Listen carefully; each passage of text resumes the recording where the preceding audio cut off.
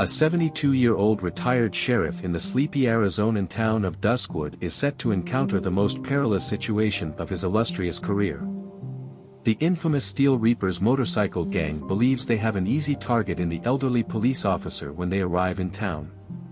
They are unaware that Samuel Cooper, the fastest gun in 3 states, the man who once brought down the notorious Delgado crime family, and the only law enforcement official to ever take down a whole criminal organization on his own, is not your typical retired sheriff. Towns throughout the southwestern region have been terrorized by the Steel Reapers, who have left a path of destroyed lives and tainted communities in their wake. However, they make the fatal error of underestimating an elderly guy wearing a badge when they attack Duskwood. Let's have a little rest. Please let us know where you are tuning in. Remember to subscribe if you enjoy this type of content, since tomorrow's story will be something very exceptional. Samuel Cooper's wrinkled face was warmed by the early sun as he stood on his front porch. His dependable Colt 45 was still in its well-worn leather holster at his hip, where his hand was naturally resting. His eyes were as sharp as ever, scanning the silent street ahead of him without missing anything, even though 72 years had carved wrinkles in his face and silvered his hair. He turned slightly at the sound of boots on wooden steps. Nora Harper came over with his morning coffee as usual.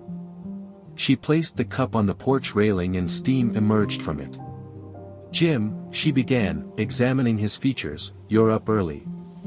She'd brought him coffee for 20 years, so she knew how to read his emotions. Cooper gave the far-off roadway a nod. "Nora, something is about to happen. In my bones, I can sense it." Nora followed his eyes, but all she could see were waves of heat rising from the tarmac. "Have your bones ever been incorrect? This type of thing is not for me." Cooper kept his watchful eye on the coffee, which remained unopened. Before dawn, 3 cars, expensive SUVs with tinted windows, passed through the village. This was not the typical tourist traffic Duskwood experienced. Dust covered the sides of Deputy Ethan Morales's patrol cruiser as he pulled up. With deliberate care, he adjusted his badge and stepped out. When Cooper retired, the young guy assumed the role of acting sheriff, and he handled the duty admirably. "Good morning, Sheriff," Ethan responded, using the ancient title with ease. "I have something you ought to see." Cooper moved slowly but deliberately down the porch steps. "Those SUVs?" Ethan's brows lifted. "How did you?" He gave a headshake. "Never mind. Indeed, I discovered them parked close to Cooper's Ridge. Empty. There's more, though."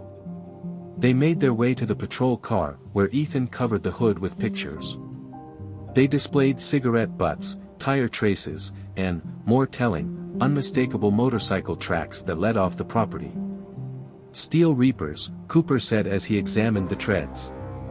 "Their advance crew is assessing the terrain." "I assumed so," Ethan said, nodding. "In the last month, they have visited 3 towns. Violence, extortion, and drugs. They were outside the reach of local law enforcement." Cooper followed the traces left by the motorcycle in the pictures. "Since they are only the portion that is visible. Groups like this always have a larger purpose." Nora had gone to the car after them. "Do you believe they will arrive here? To Duskwood?" Picking up one of the pictures, Cooper answered, "They're already here. The question is, why?" The early silence was broken by the sound of motorcyclists coming. At the edge of town, 3 motorcyclists emerged, their motorbikes shining in the sunlight. They rode along Main Street at a leisurely pace, observing everything. As they went by, the lead rider gave Cooper a small nod, his face obscured by mirrored sunglasses. "That's Storm Wilson," Ethan muttered to himself. "They have a scout. Intelligence collector." Around a turn, Cooper saw the motorcyclists vanish. "He does his work well. Take note of your badge, my gun, and the bank security cameras. He's doing a town map. Do we need to stop them?" "Not quite yet. Give them the impression that they are in charge. For the time being. With his medical bag in hand, Dr. Thomas Grant came out of his clinic on the other side of the street. For 30 years, he had been Cooper's friend, helping to mend him after more gunfights than either of them wanted to recall. The doctor joined them and said, "Trouble?" "Maybe," Cooper said. "Tom, you might wish to get more supplies." The physician gave a sad nod. He was familiar with the expression in Cooper's eyes. More indications of the impending storm surfaced throughout the morning. Suspicious males were taking pictures of the bank's facade, according to Bill Henderson. Someone was observed by Frank Sullivan at his hardware business testing the security equipment. Unusual interest in the town's building designs was even observed by Emma Thompson at the library. Cooper observed and gathered information throughout the day. He observed people, cars, and movement patterns. The Black Mesa motorcyclists were methodical and professional. This was no ordinary town to frighten. They had more ambitious plans. Cooper was sitting in Nora's cafe at sunset, his coffee getting cold in front of him. His thoughts spun around the day's observations like jigsaw pieces. Ethan moved across from him and slid into the booth. "I just received word from Phoenix. The Steel Reapers are of interest to the FBI. They believe the group has ties to a larger organization." "Vincent Delgado," Cooper muttered. Ethan gazed. "How did you?" "The professionalism, the pattern, and the expensive, cartel-owned SUVs." The weight of experience was in Cooper's voice. "Delgado is using the bikers as cover while he rebuilds his business. The same Delgado that you are.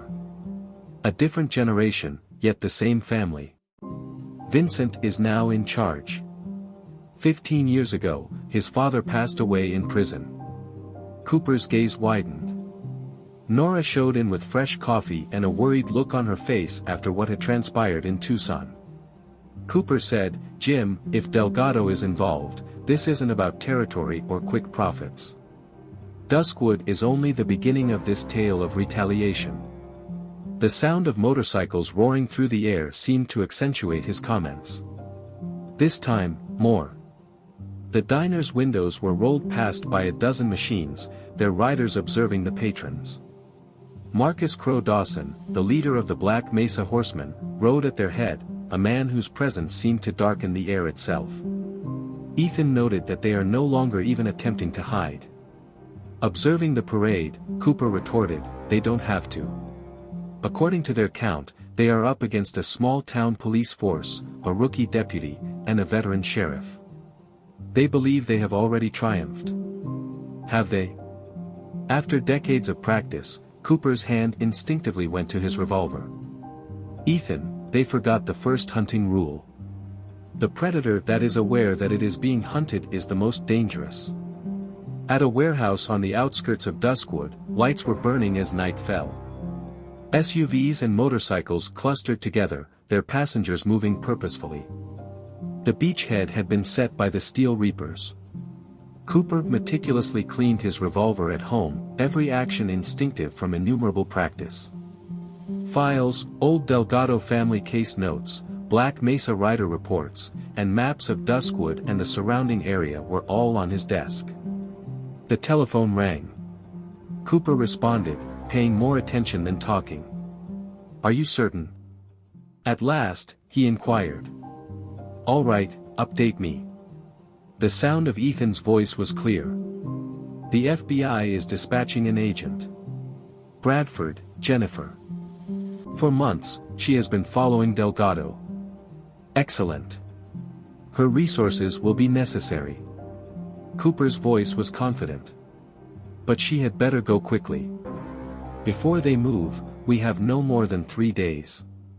"How do you know for sure?" "Because in other towns they took that long. Additionally, the bank will get a significant financial transfer in 3 days. A gang trying to make a statement would find this person ideal." With every click and scrape reverberating throughout the silent home, Cooper hung up and went back to his rifle.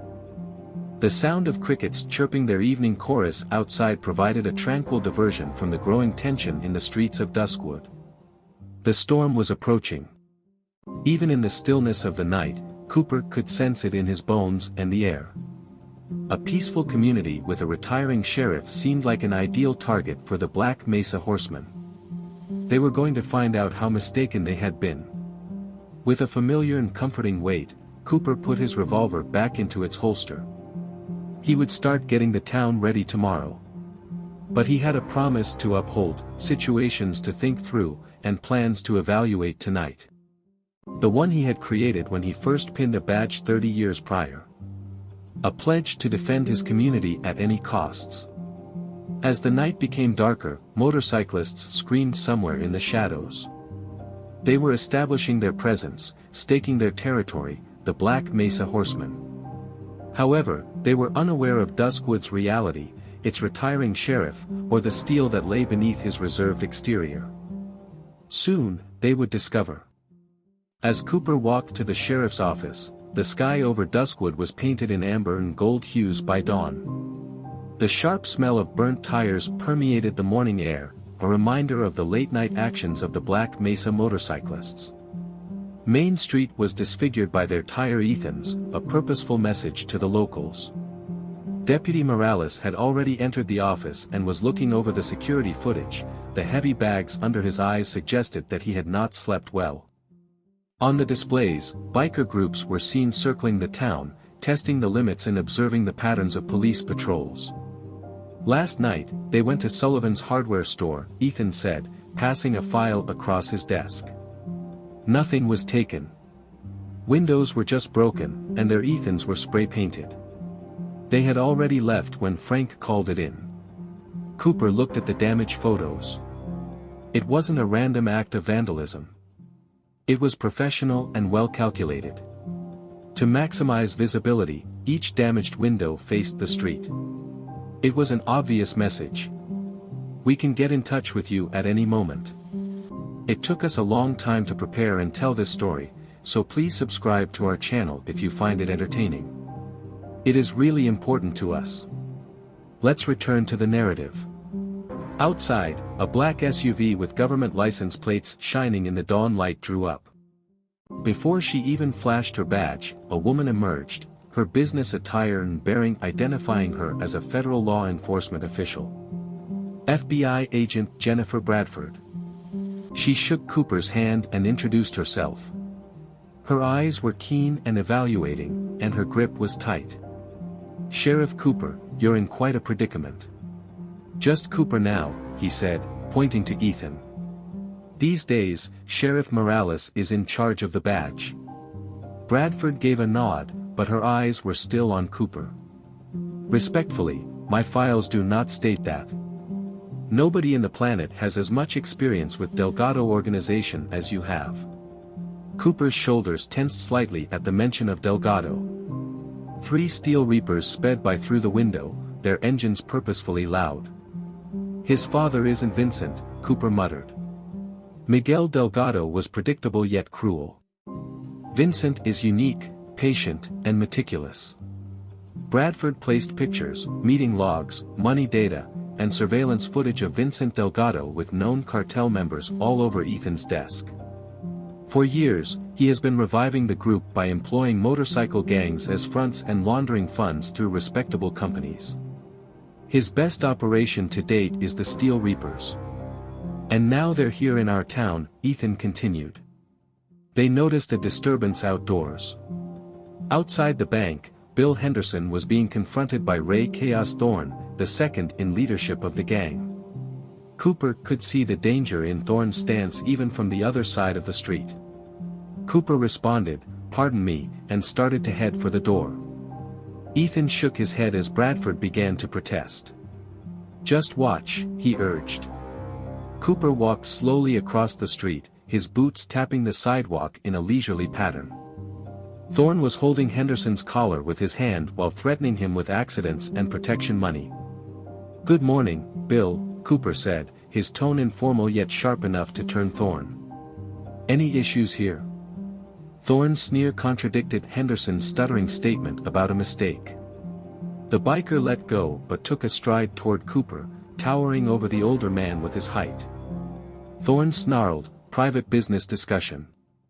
Old-timer, don't worry about you. Only Bradford, who was observing from across the street, appeared to notice the minor change in Cooper's posture. Cooper said softly, Bill is a friend. I'm worried about his problems, and your difficulty right now. The hand of Thorne strayed to his jacket. Something in Cooper's gaze caused the biker to pause, even though he remained motionless and did not reach for his revolver. Old man, do you have a death wish? No, Cooper said. Just enough expertise to understand that you're not here to get money for protection. Reconnaissance is being done, reactions and reaction times are being tested, and who stands up and who folds. His tone became stern. Son, I've played this game with far more terrifying folks than you. With their engines roaring, 2 more motorcycle riders rolled up. Thorne looked at Cooper, then at them. The tension at the moment was thick with the possibility of violence. Finally, Thorne said, backing away, another time. He shouted as he got on his bike. Inform Vincent that his old friend has greeted him. Cooper saw that they dispersed tactically at the junction as he watched them bike away. Henderson was trembling inside the bank, but he was able to keep his cool. He said, Jim, you shouldn't have gotten involved yourself. They're animals, these males. No, Cooper clarified. As soldiers, they create control and obey commands. Animals are predictable. These men aren't. Bradford was impressed when he returned to the sheriff's office. You did a good job with that, but going straight after them might make things worse. Cooper responded, it's already escalated. They started this as soon as they decided on Duskwood. Why here, I wonder? Why now? Ethan's PC displayed a calendar. In 2 days, banks will receive the cash transfer. It might be. Bradford interrupted, no. In larger places, the Steel Reapers have scored higher Ethans. This is not the same thing. Cooper watched the street from the window. Groups of 2 and 3 bikers were arriving and making their presence known. Without making eye contact, the villagers rushed by them with their heads down. Finally, Cooper stated, it's about Delgado. Even though Miguel passed away years later while incarcerated, Vincent still held me responsible for his father's passing. That bank transfer and this town are merely window decoration. He's trying to attract me with the Black Mesa Horsemen. Then, Bradford proposed, we evacuate you. Take his target away. There was no humor in Cooper's laugh. And let these wolves run Duskwood? No. Does Vincent wish to complete the task his father began? All right. He'll discover, however, that I'm not as retired as he believes. More indications of the gang's influence surfaced during the day. All of a sudden, the neighborhood garage refused to service police cars. Delivery trucks rerouted, steering clear of specific streets. Suddenly, small enterprises discovered that their suppliers were untrustworthy. Cooper prepared himself during the afternoon. He made plans, went to see old pals, and had private talks. Cooper was aware that outside assistance, if it materialized at all, would be too late, but Bradford and Ethan worked with state police. Cooper watched as bikers circled the town like sharks around a wounded seal while he sat in Nora's cafe after nightfall. Without being asked, Nora delivered his coffee, her anxiousness evident in her actions. Like old times, she reithaned quietly. With that expression in your eyes, danger is imminent. Cooper responded that there were fewer motorcycles in the past, but his slight smile soon vanished. If you wanted to spend a few days away from town, Nora. She interrupted him, saying, don't even consider that. I also call this place home. With the roar of motors and the awareness that tomorrow would bring more difficulties and confrontations, night descended on Duskwood. The Black Mesa Horsemen were converging in the warehouse on the outskirts of town. With accustomed ease, Cooper cleaned his revolver while standing on his porch. Bradford came out of her SUV behind him. Is Vincent Delgado truly responsible for all of this? Cooper surrounded the harsh sound in the silence of the evening. I have no doubt that he is, and he will make his move the day after tomorrow. I wonder if we'll be prepared. In the deepening darkness, Bradford examined him. This is what you've been preparing for. Cooper's voice was filled with unwavering assurance from the minute they arrived in town. Vincent is riding straight into a trap, but he believes he is setting one. As the night became darker, motorcycles screamed somewhere in the shadows, a sound akin to distant thunder that foretold a storm. The hospital at Duskwood was a modest medical facility with only 12 beds. However, every room was occupied tonight. Frank Sullivan was asleep, his face scarred and swollen, his ribs taped where the steel-toed boots of Mike Iron Walsh had done their damage. Refusing to sell them materials after hours had been the only offense committed by the hardware store owner. As Dr. Grant examined Frank's vitals, Cooper waited in the corridor and watched through the window. Although there was no expression on the old lawman's face, Agent Bradford observed an unconscious clue as his right hand continued to stroke his holster. Standing next to him, she whispered, "This changes things. We can now deploy FBI tactical squads and state police as reinforcements." Cooper answered flatly, "It takes 4 hours for outside help to get to Duskwood. Every route has spotters for Steel Reapers, who can notice them coming. There won't be anything left to save by the time assistance gets there." Ethan's wife and head nurse, Maria Morales, came out of another room down the hall. Similar injuries had been sustained by 3 additional locals who had been admitted. The message was clear: fast, violent force would be used to quell dissent. Bradford said, looking at notes on her phone, "They're escalating faster than expected. This isn't how they usually behave. Typically, they need weeks to gain control before becoming aggressive." Cooper explained that they often follow Delgado business model. "This is unique and intimate." He looked over at her. "What do you know about the final days of Miguel Delgado?" Bradford hesitated. According to the official record, he passed away in federal jail from heart failure, but there were suspicions that he died in a different way. Old memories of what Cooper had spoken before the end were reflected in his eyes. Ethan, with a new cut above his eye and a filthy suit, rushed through the emergency room doors before she could respond. Iron and 6 other people are at Nora's diner, and they are destroying it. Before Ethan had finished speaking, Cooper was on the move, and Bradford followed, reaching for her own weapon. "We ought to request backup." "That's precisely what they're depending on," Cooper said, his boots hitting the hallway floor in deliberate strides. "No time." As they arrived at Main Street, they could hear glass shattering and furniture splintering from 2 blocks away, and the night air was heavy with tension. Cooper had assisted Nora in rebuilding her cafe following the 2005 fire, which had been the center of her life for 20 years. Bradford cautioned that there are 7 of them, all armed, so you can't just stroll in. Cooper did not slow down. "Agent Bradford, you've read my file. Could you please tell me what transpired the night I defeated Miguel Delgado?" Although the specifics were never made clear, the official report claims that you encountered him and 6 cartel gunmen in a Tucson warehouse. "Some things are better left unwritten," Cooper muttered, "because I didn't file a detailed report." At the door of the diner, he paused and adjusted his hat. "Cover the back, Ethan. Which would you prefer, Agent Bradford, in or out?" Iron Walsh was having a good time in Nora's diner, Mike. The sound of dishes breaking was mingled with the laughter of his men, who had already destroyed half the fixtures. White-faced but erect, Nora stood behind her counter.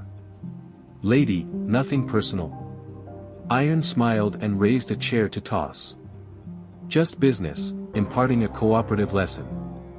He held the chair all the time. Suddenly, the air altered, got thick, and was charged with something the motorcyclists couldn't identify. The diner's door opened with a soft chime. Cooper stood at the doorway, streetlights casting shadows over his body. Bradford stood at his side, her badge gleaming under the fluorescent light. No one moved for a second. "Good evening, Nora," reithaned Cooper coolly. Having issues with certain clients? Iron grinned more broadly. It's past your bedtime, old guy, if it's not the renowned Sheriff Cooper. Not exactly. Cooper looked around the room, taking note of angles, weaponry, and positions. I think it's time for us to discuss etiquette and appropriate business conduct. Cooper's small head shake caused two motorcycles to halt as they attempted to flank him. His posture and complete stillness evoked long-standing survival instincts. Iron answered, "There are 7 of us old-timers," but there was a hint of doubt in his voice. "One of you. Poor odds." "Funny," Cooper said. "That night in Tucson, those were the odds. The exact error you are about to make was made by your boss's father." Unspoken in the air was the name Delgado. Iron's expression grew gloomy. "It has been a while since then. You've changed as a man. How about putting that theory to the test?" Cooper spoke in a quiet, almost kind tone. "See what happens when 7 men make the incorrect decision after 30 years. Bradford kept her hand close to her handgun as she watched the events unfold. She was aware of Cooper's reputation and had read the accounts. But now that she was meeting him, she could see why Vincent Delgado had been plotting this retaliation for years. The chair swung viciously as Iron broke first. What followed appeared to defy the laws of physics. Cooper shifted like a fluid shadow. No hesitancy, no wasted movement. Iron's legs were swept from beneath him as the chair broke against the counter where he had been standing. Bradford was quicker than the other biker, but both pulled firearms. She disarmed the first with insufficient practice, demonstrating her FBI training. The second was wondering how the elderly man had drawn so fast as he stared down Cooper's .45. Cooper ordered them to drop them, but it was obvious from his tone that this was not a request. "Unless you want to tell Vincent why his plan didn't work out the second time." The name struck like a blow to the body. After exchanging glances, the other motorcyclists realized they had walked into something more serious than mere intimidation. "How?" Iron got up from where he was on the ground. "How did I know you were sent by Vincent?" There was no warmth in Cooper's smile. "Miguel taught me to think 4 steps ahead, whereas his father, I know, taught him to think 3. More bikers came up, and motors outside roared. Bradford's radio crackled with Ethan's voice. There would be reinforcements. Cooper appeared unconcerned. He said to Iron, "Take your boys and go. Inform Vincent that his father in Tucson made the same statement. It's 7 against 1. Tell him how it turned out." Iron was helped to his feet by the bikers' departure. Cooper shouted out one final time as they mounted their machines and informed him that Duskwood was in Tucson. "He's following my rules here." Nora inspected the damage to her diner after they had left. Her voice trembled a little as she continued, "It could have been worse."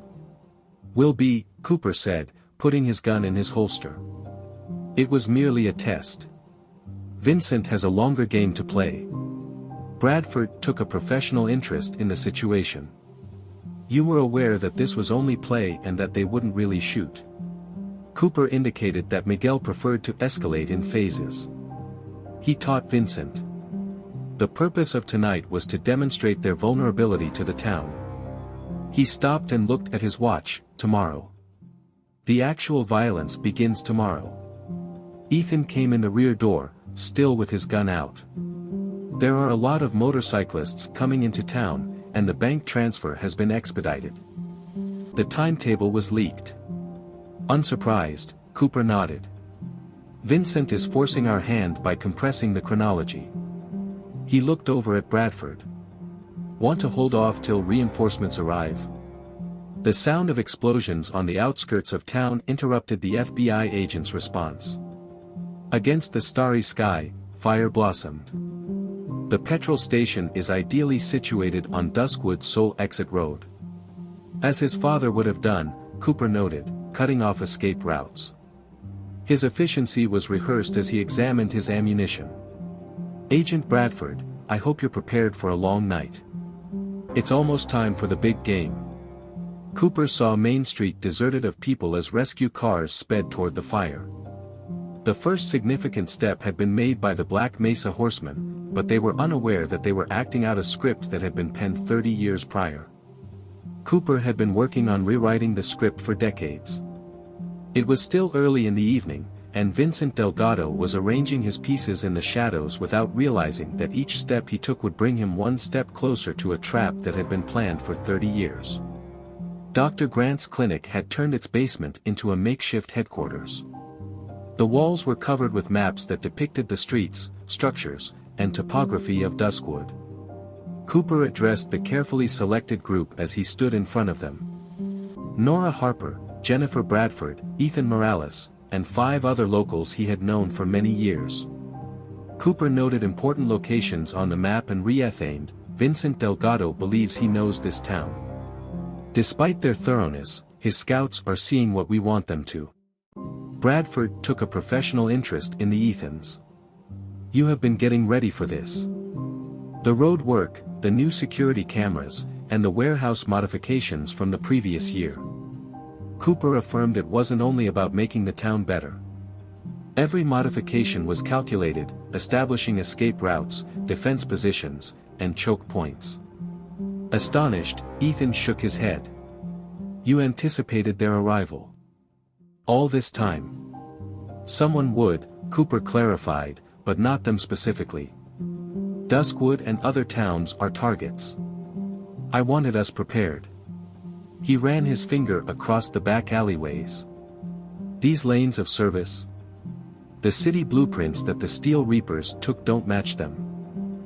Motorbikes thundered by outside, with routine patrols keeping watch over the town. To regulate traffic in Duskwood, the gang had set up checkpoints at significant crossroads. However, they were unaware of the reinforced basements connected by former mining shafts or the underground maintenance tubes. Nora set the table with additional coffee. Iron was asking detailed questions regarding the layout of the bank, not just the public sections, according to Jim, Frank Sullivan, who is awake. They were curious about the ancient vault. Cooper's face grew stern. When the bank was a silver exchange, this was the original vault. It was Miguel Delgado's obsession. He looked over at Bradford. Miguel was involved in more than simply drug trafficking 30 years ago, but this is probably not mentioned in your FBI files. He was looking for a certain thing. What? Documentation. 1920s documents that reveal the locations of certain families' wealth burials during the Great Depression. Miguel believed that vault to be where the maps were kept. Bradford's gaze expanded. Vincent also believes that they are still present. Cooper confirmed that the bank transfer is merely cover. Vincent is reenacting his father's previous scheme with the Steel Reapers. However, there is one significant distinction: retaliation. Their attention was drawn to a disturbance upstairs. Dr. Grant rushed down, his expression solemn. The ancient Harper building on Cedar Street was simply set on fire. Fire departments are unable to respond. Cooper looked at his timepiece. As planned, they are isolating certain areas of the town to demonstrate what happens to those who oppose. He looked across to Ethan. It's time to start step 1. With a nod, the youthful sheriff began to move. Teams that had been positioned beforehand started their meticulously prepared reactions in a matter of minutes. Putting Cooper's plan into action rather than going up against the Steel Reapers directly. Storm Wilson was organizing gang surveillance on the outskirts of town when he became aware of something strange. Certain sections experienced rolling blackouts due to the electricity grid's fluctuations. Sporadic communications eventually broke down entirely. Storm told Crow that someone was jamming our frequencies. Military-grade, expert equipment. Marcus Crow Dawson sensed the first signs of disquiet in the warehouse that was the gang's headquarters. The resistance in the town was too well planned and too accurate. This was not the mayhem of terrified citizens.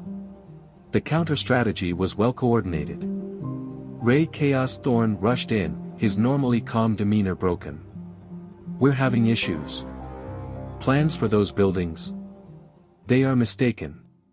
Johnson's group simply attempted to station snipers on the ancient courthouse's roof. The building's entire part is not in its proper location. Crow struck the table with his fist. He's been playing us ever since we got here, Cooper. And there's more, Thorne added. Do you recall those entrepreneurs who gave in so easily? They have vanished. They vanished along with their families.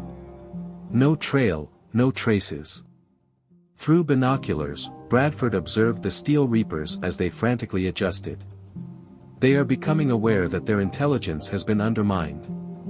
Storm is withdrawing his surveillance units. Cooper gave a nod. They will regroup and attempt to regain control because Vincent taught them properly. With practiced ease, he examined his weapon, exactly what we want them to do. Why? Because they will become combative, make mistakes, provide us with what we require, and provide probable reason for the FBI to intervene. Something was visible in Cooper's eyes to Nora, who had known him the longest. Doesn't it have more to it? Vincent Delgado and you have a personal matter. Cooper was silent for a while. Miguel Delgado did not pass away from heart failure while incarcerated. Other prisoners killed him. Inmates with ties to a competing cartel. Vincent accused me, believing that I planned it. Did you? Bradford questioned quietly. No, but I also didn't stop it. Old judgments weighed heavily in Cooper's voice. Miguel had a code, yet he was dangerous. Vincent is unique. The sort of villain who quotes Sun Tzu while sporting a business suit. The day went on. As the Steel Reapers attempted to regain control, more structures burnt. However, every violent act aided Cooper's plan by eroding the gang's resources and strengthening his federal case. Cooper and Bradford met in private as the darkness deepened. Vincent will get in touch shortly. He has come to the realization that his advance team misjudged us. He will wish to bargain. What should be negotiated? A gathering. Me and him alone. He'll play on my sense of obligation. Give him what he wants in return for leaving the town alone. Bradford's face conveyed worry. It's a trap. Of course, Cooper said. Similar to the time his father made the same attempt in Tucson. He carefully inspected his ammunition. The difference is that I'm banking on it this time. Duskwood was enveloped in darkness. Patrols of Steel Reapers had dwindled, their self-assurance shattered by the day's setbacks. Crow and his lieutenants rummaged through maps in their command center, attempting to figure out how they'd lost control so fast. The phone rang. There was a particular tone that caused Crow to become alert. Although the other voice's words were brief, they had an instant impact. Crow told his leaders he was coming. According to Vincent Delgado, Cooper has been anticipating this moment for 30 years. His men's expressions showed a mix of fear and excitement as he glanced around the room. Declares it's time to complete the task his father began. Cooper saw the shift in the command center in the basement before anyone else did. Vincent murmured softly, I've made my move. In one form or another, this all ends tomorrow. Bradford looked at him in the shadows. You haven't told us everything yet. No, Cooper said. Because genuine reactions from everyone are necessary for some plays to succeed. He got up and took one last look at his rifle. Take a nap. Vincent Delgado finds out tomorrow what his father never did. There is a reason why some legends are legendary. Outside, the noise of motorcycles and the stench of smoke were wafted by the night wind. But something else was developing behind it. 30 years in the making, the silent assurance of a trap ready to be set. Just before daybreak, a black Mercedes with motorcycles on either side crawled into Duskwood. Seated in the rear, Vincent Delgado's pricey suit stood out against the dusty surroundings. At 50, he exuded the icy accuracy of a man who had spent decades preparing for this moment. Cooper watched the procession travel down Main Street from the window of the sheriff's office. Long shadows from the rising sun gave the Steel Reapers the appearance of ominous ghosts accompanying their lord. With at least 20 bikers riding beside Delgado car, Bradford noted that's a lot of firepower for a discussion. Cooper answered, memory distant, Miga always traveled with exactly 7 men. Vincent demonstrates their differences by traveling with an army. The father was a murderer who turned to business, and the son was a businessman who turned to murder. Outside Nora's diner, the Mercedes came to a stop. Vincent came out with well-groomed hands fiddling with his tie. As he looked around the street, he took in the devastation his guys had done, observing the burned-out businesses and abandoned buildings. Ethan re-ethaned softly, he's enjoying it, seeing what his gang did to our town. No, Cooper clarified, making one final check of his weapon. He counts security cameras, notes defensive positions, and searches for vulnerabilities. He is independently checking all his men reported. Delgado's precise and refined voice reverberated across the morning air. I think it's time for us to talk, Sheriff Cooper. Cooper's boots crunched on shattered glass as he stepped onto the street. An elderly police officer in well-worn clothing stood 30 feet away from a cartel lord wearing a $1,000 suit. Cooper called back, it's been a while, Vincent. You matured. Delgado couldn't help but notice the move as his hand sat close to his holster. Shame about your father. Vincent's eyes never met his smile. Prison can be so unexpected, in fact. Honorable men killed by ordinary thugs. Even while we both know they had assistance in planning that disaster, his eyes darkened. Do you still think your own stories are true? Cooper answered. Your father lived by the sword, which is why he died. It's as easy as that. Delgado pointed to the destruction all about them. Easy. Is that why you prepared this town for 30 years? Constructing your own small stronghold. Setting up your traps. He chuckled quietly. Yes, I am fully aware of your preparations. The strategic renovations, the covert pathways, and the fictitious building designs. Really detailed. Why fall into the traps if you are aware of them? Because sometimes a greater chance is hidden behind an evident trap, old man. Vincent straightened his handcuffs, a ritual motion that made Cooper uncomfortably think of Miguel. Should we talk about terms? Only the two of us? Like men of civilization. Nora's fingers clutched a shotgun under the counter as she stared through the windows of the cafe. Although Bradford had placed snipers on 3 buildings, Delgado troops were equally covered. In the dust, Cooper's boot made a line. No more than this. Do any of your men go too far? We'll see if your father taught you anything beyond his penchant for retaliation. This time Vincent's smile was sincere, but it was tinged with resentment. Do you still believe that this is a revenge situation? Regarding the death of my father? He gave a headshake. Cooper, you can be reathanably blind for a legend. Miguel Delgado was never involved in this. Like rifle smoke, the words lingered in the morning air. Cooper's first sign of uncertainty was a little narrowing of his eyes. The vault, Vincent added. The lost fortunes, the paperwork. Yes, my father was obsessed with that. But treasure maps and silver certificates aren't why I'm here. Every llama and tense was made when he reached into his jacket, but only a picture was taken out. What you actually discovered that evening in Tucson is what I'm here for. Although Cooper's expression remained neutral, Bradford, who was observing through binoculars from her vantage point, observed a telltale quiver in his trigger finger. The ledger, replied Vincent quietly. The actual legacy of my father. Names, dates, and transactions spanning 30 years. The base of an empire. His tone became stern. The one that you took before he was imprisoned. Crow shuffled uncomfortably with his lieutenants. They had not been informed of this. The goal of their conflict with Duskwood was supposedly to gain territory and establish dominance. Their employer was now discussing ancient history and old texts. Cooper answered, Miguel's ledger died with him. But Vincent's smile widened at something in his tone. No, it didn't. Because you're too meticulous and cautious. Somewhere in this town, you concealed it and kept it. Most likely in that ancient vault that everyone believes is useless. Delgado extended his arms, signaling the men with guns encircling them. Why do you suppose I built this operation over the course of years?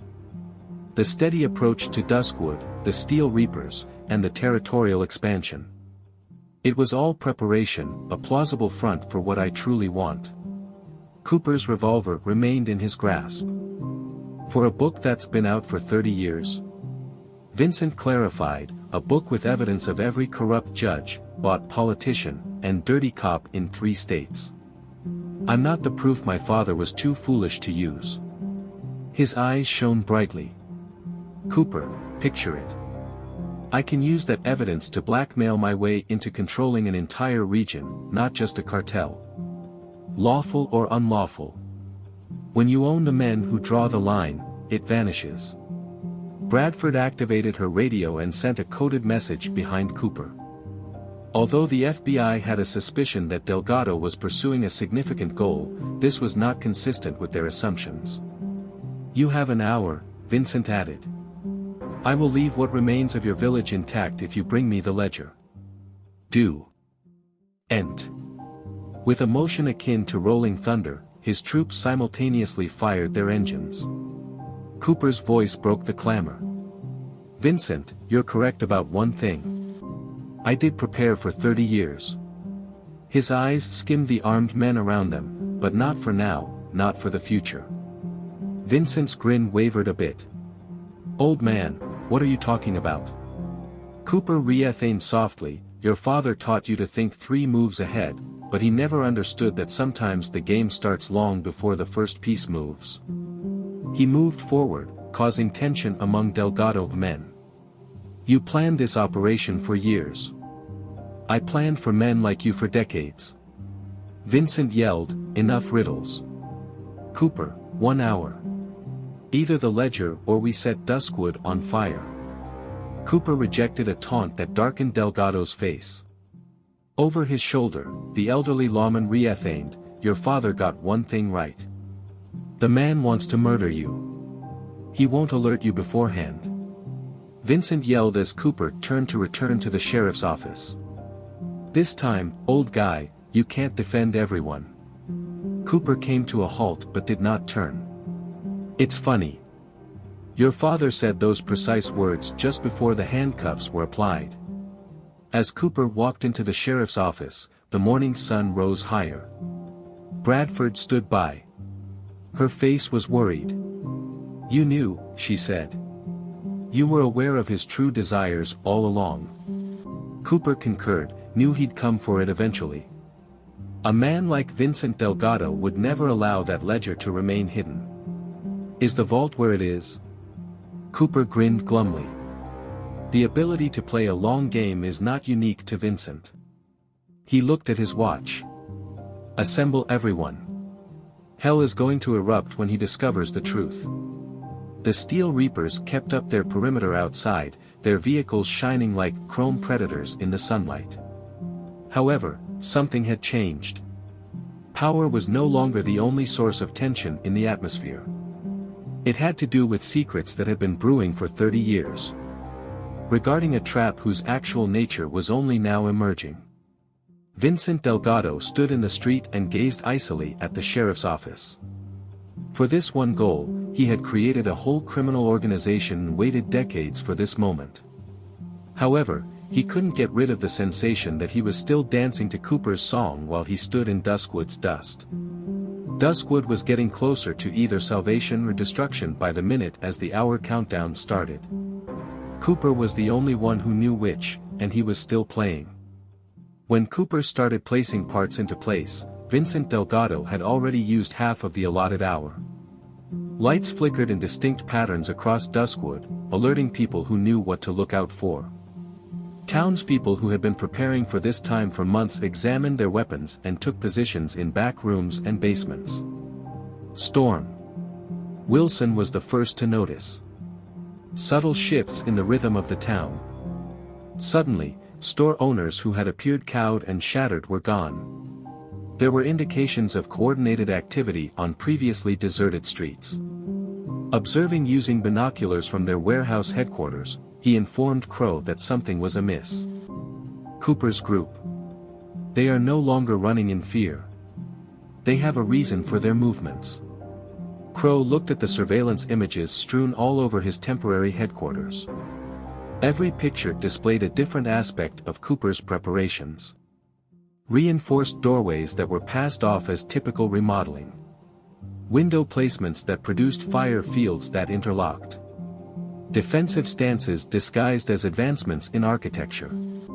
With a ring of reluctant admiration in his voice, Crow whispered, "He really did spend years setting this up.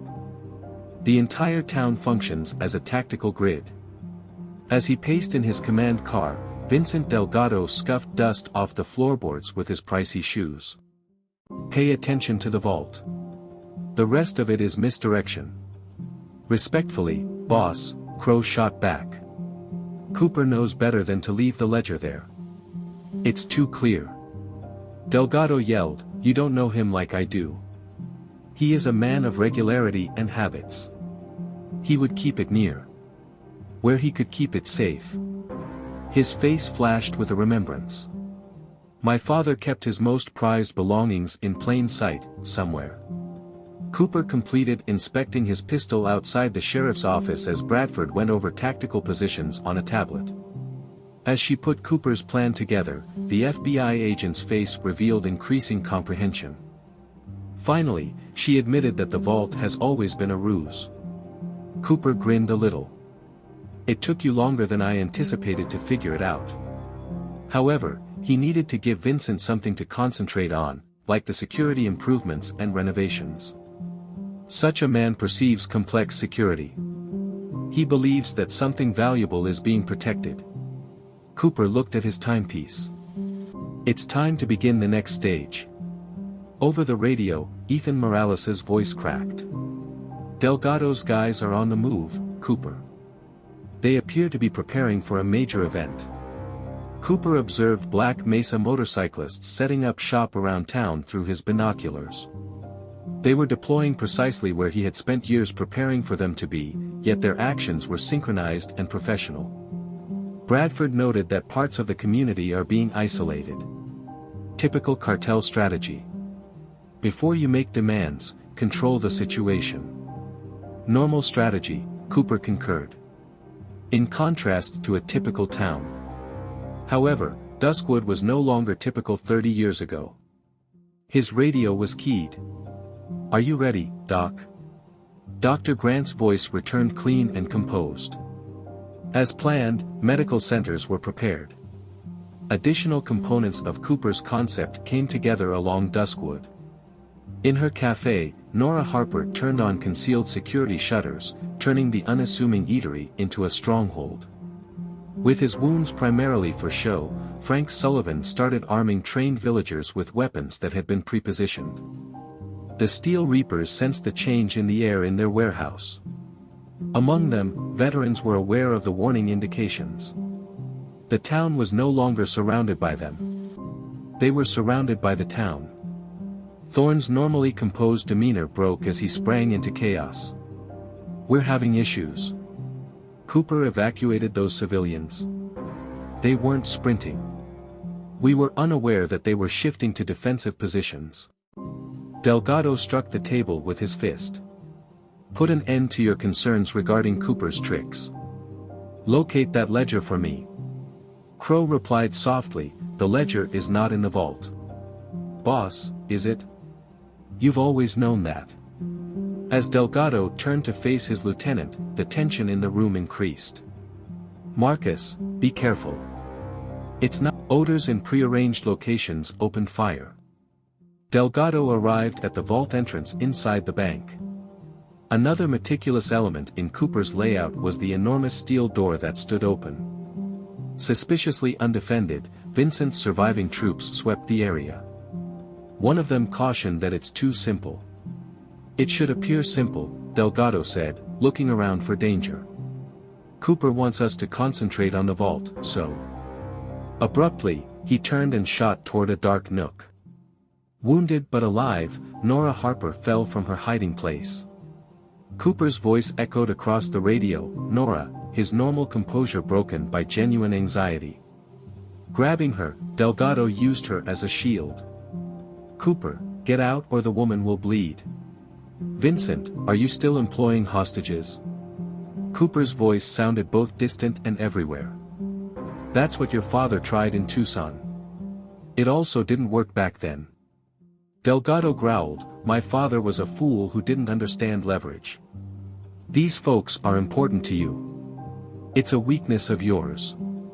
The interior of the vault, with its harsh fluorescent light reflected on steel walls, beckoned.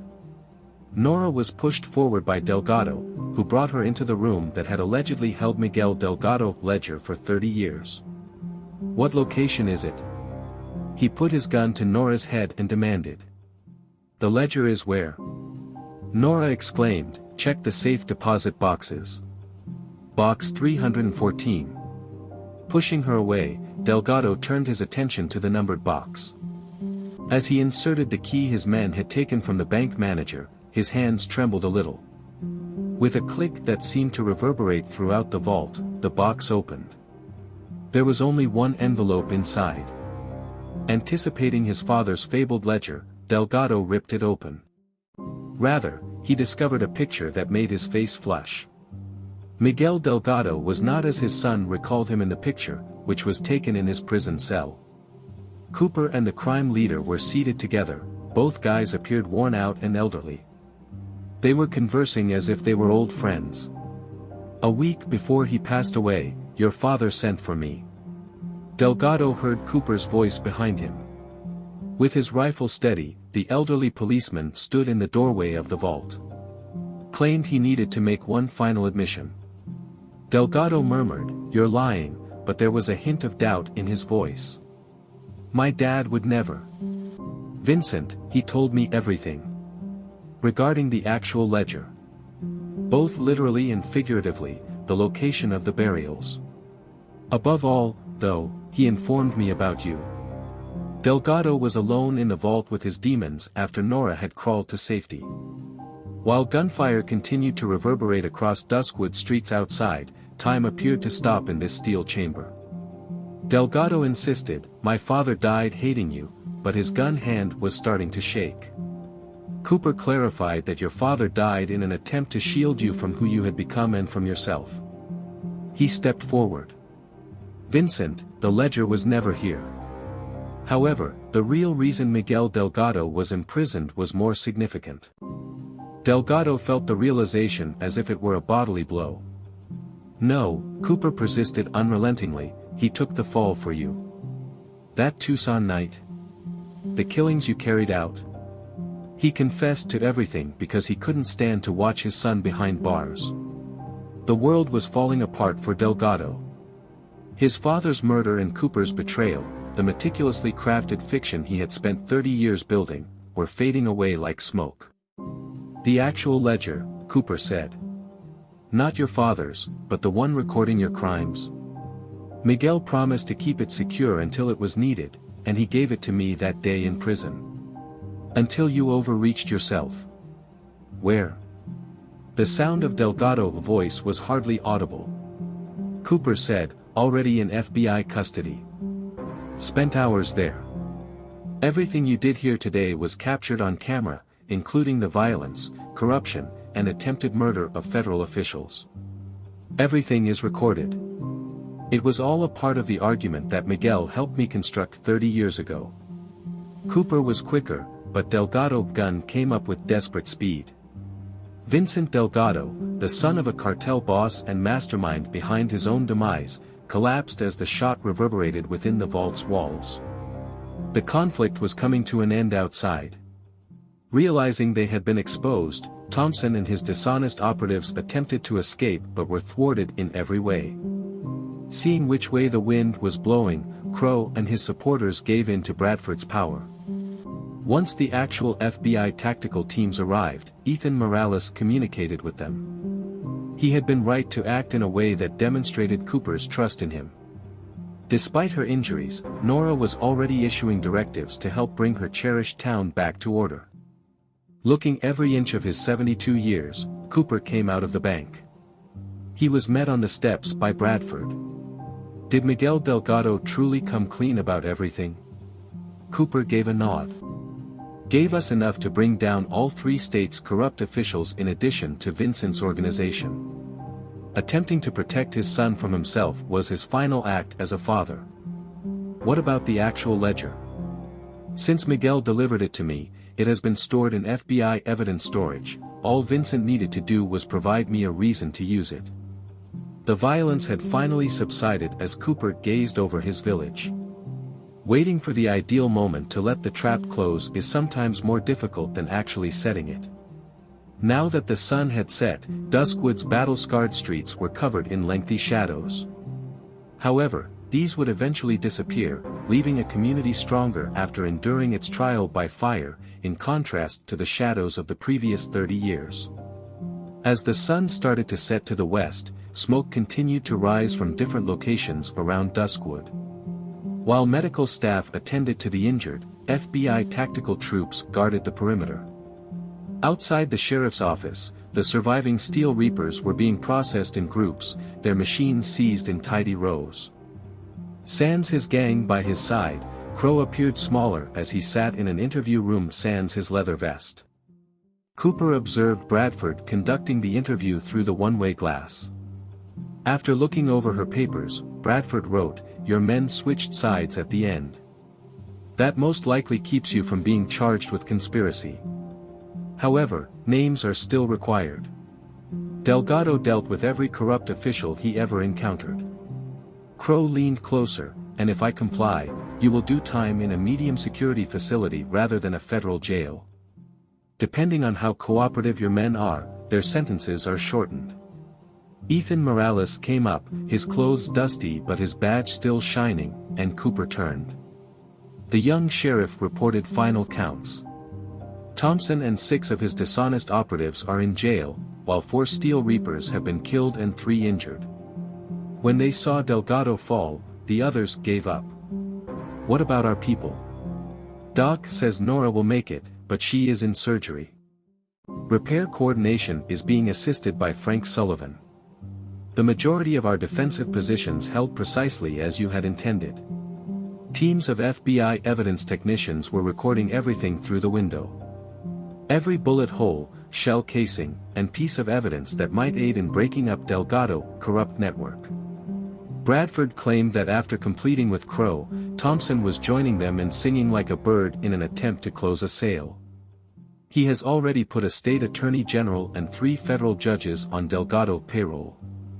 Cooper gave an unsurprised nod. Vincent always purchased insurance against his allies, following in his father's footsteps. Still in his surgical scrubs, Dr. Grant stepped through the open door. "Nora's surgery is over. Nothing important was missed by the bullet. When will she be able to reopen the diner?" A faint smile appeared on Cooper's grizzled face. "A tough gal." "Tough town," said the doctor. "We had to be, you know." Duskwood was bathed in amber and gold hues as the sun sank outside. Delgado's aspirations were now greeted by the same hues that had welcomed him. The lights of emergency vehicles flashed against structures that had witnessed the brutality of the day. Storm Wilson was totally compliant, giving information regarding the 3-state operations of the Steel Reapers. Chaos, Thorne and his group had given up, their allegiance to Delgado vanishing with his passing. As they observed the processing of another batch of arrested gang members, Bradford reithamed, "There's something I still don't understand. Why wait 30 years? You had proof of Vincent's misdeeds and Miguel's ledger. Why allow him to establish his empire only to destroy it today?" Cooper's gaze was far away. "No one knew his son as well as Miguel Delgado. I was aware that Vincent would not merely inherit the cartel. To prove he was greater than his father, he had to be more. As a lawman has done for 30 years, he adjusted his gun belt. Thus, we provided him with rope. Allow him to construct something large enough to bring all of his dishonest buddies down with it. Bradford amazed that a whole town was used as bait in a 30-year sting operation. Not bait, Cooper clarified. Partners. All of Duskwood's repairs, renovations, and modifications. Building a stronghold that appeared to be an easy target was all part of the preparation. Ethan looked at the tactical maps that were still lying on his desk. The Steel Reapers were only the beginning. Delgado's network of dishonest authorities was his true strength. Bradford said, without them, his entire organization falls apart. And we captured them all planning an unlawful attack on a civilian population on tape. No bargains, no ways out. They were all tense when they heard motorbikes, but it was only federal agents transporting confiscated vehicles. Through his window, Cooper observed the machinery being put onto trailers. Monuments to fallen power made of steel and chrome. Iron Walsh was being treated for his wounds while in detention. After Delgado's death, the enforcer had quietly given up, seemingly happy that it was finally done. By outlining how Delgado had constructed his operation, he was also offering proof. When Nora Harper regained consciousness in the hospital, she inquired about the casualties right away. She grinned despite her suffering when she heard that everyone in her diner had survived. She muttered that Cooper's preparations were always meticulous. The first wave of reporters arrived as night fell, but FBI cordons kept them at bay. The tale of how a small Arizona community contributed to the dismantling of one of the biggest corruption networks in the Southwest would be revealed tomorrow. As they observed the press conference, Bradford informed Cooper, "We'll need your full statement. Miguel explained everything to you at every stage of your 30-year procedure." A disturbance outside cut Cooper off in the middle of his response. Desperate to avoid punishment, one of Thompson's dishonest operatives had escaped. The armed villagers who appeared out of nowhere surrounded him after he had taken 3 paces. As the man was hauled back into custody, Cooper reithamed, "I still have a few surprises left." Even Delgado was never able to locate such hiding places. The bank vault had been processed by the FBI's evidence response team. The picture of Miguel Delgado and Cooper's most recent encounter was bagged and labeled. One last example of how the biggest traps are based on the truth. As he observed the material being categorized, Cooper reithamed softly that Vincent had never understood. "Instead of dying with a grudge against me, his father gave us the means to stop him before he turned into something worse than Miguel ever was in an attempt to save his son the only way he knew how." Updates from Washington zipped through Bradford's phone. The scope of the corruption probe was growing, extending into legislative offices, government agencies, and even courtrooms. For months to come, Duskwood's tremors will be felt. Ethan noted, looking over the wreckage once more, that the town would have to be rebuilt. Cooper said that town has always been stronger than a few bullet holes. Duskwood experienced a stillness that was distinct from the typical desert tranquility as night fell.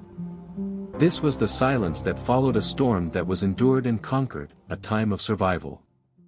The Steel Reapers who had been arrested were already betraying one another in their cages, exchanging information for consideration.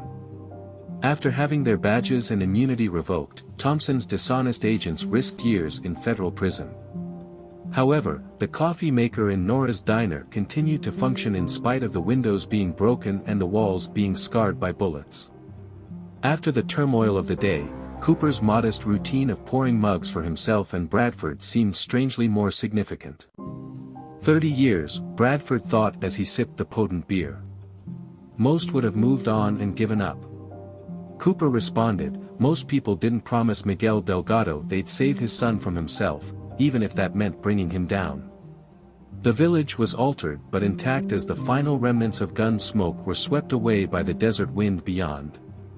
Duskwood had been tempered by preparation and patience over the course of a 30-year plan. The trap was not quite done, but it had finally sprung. Statements needed to be taken, evidence needed to be processed, and dishonest officials needed to be arrested. Cooper had been looking forward to this day for 30 years, but the night would be long. Why put in an additional night's work to complete the task?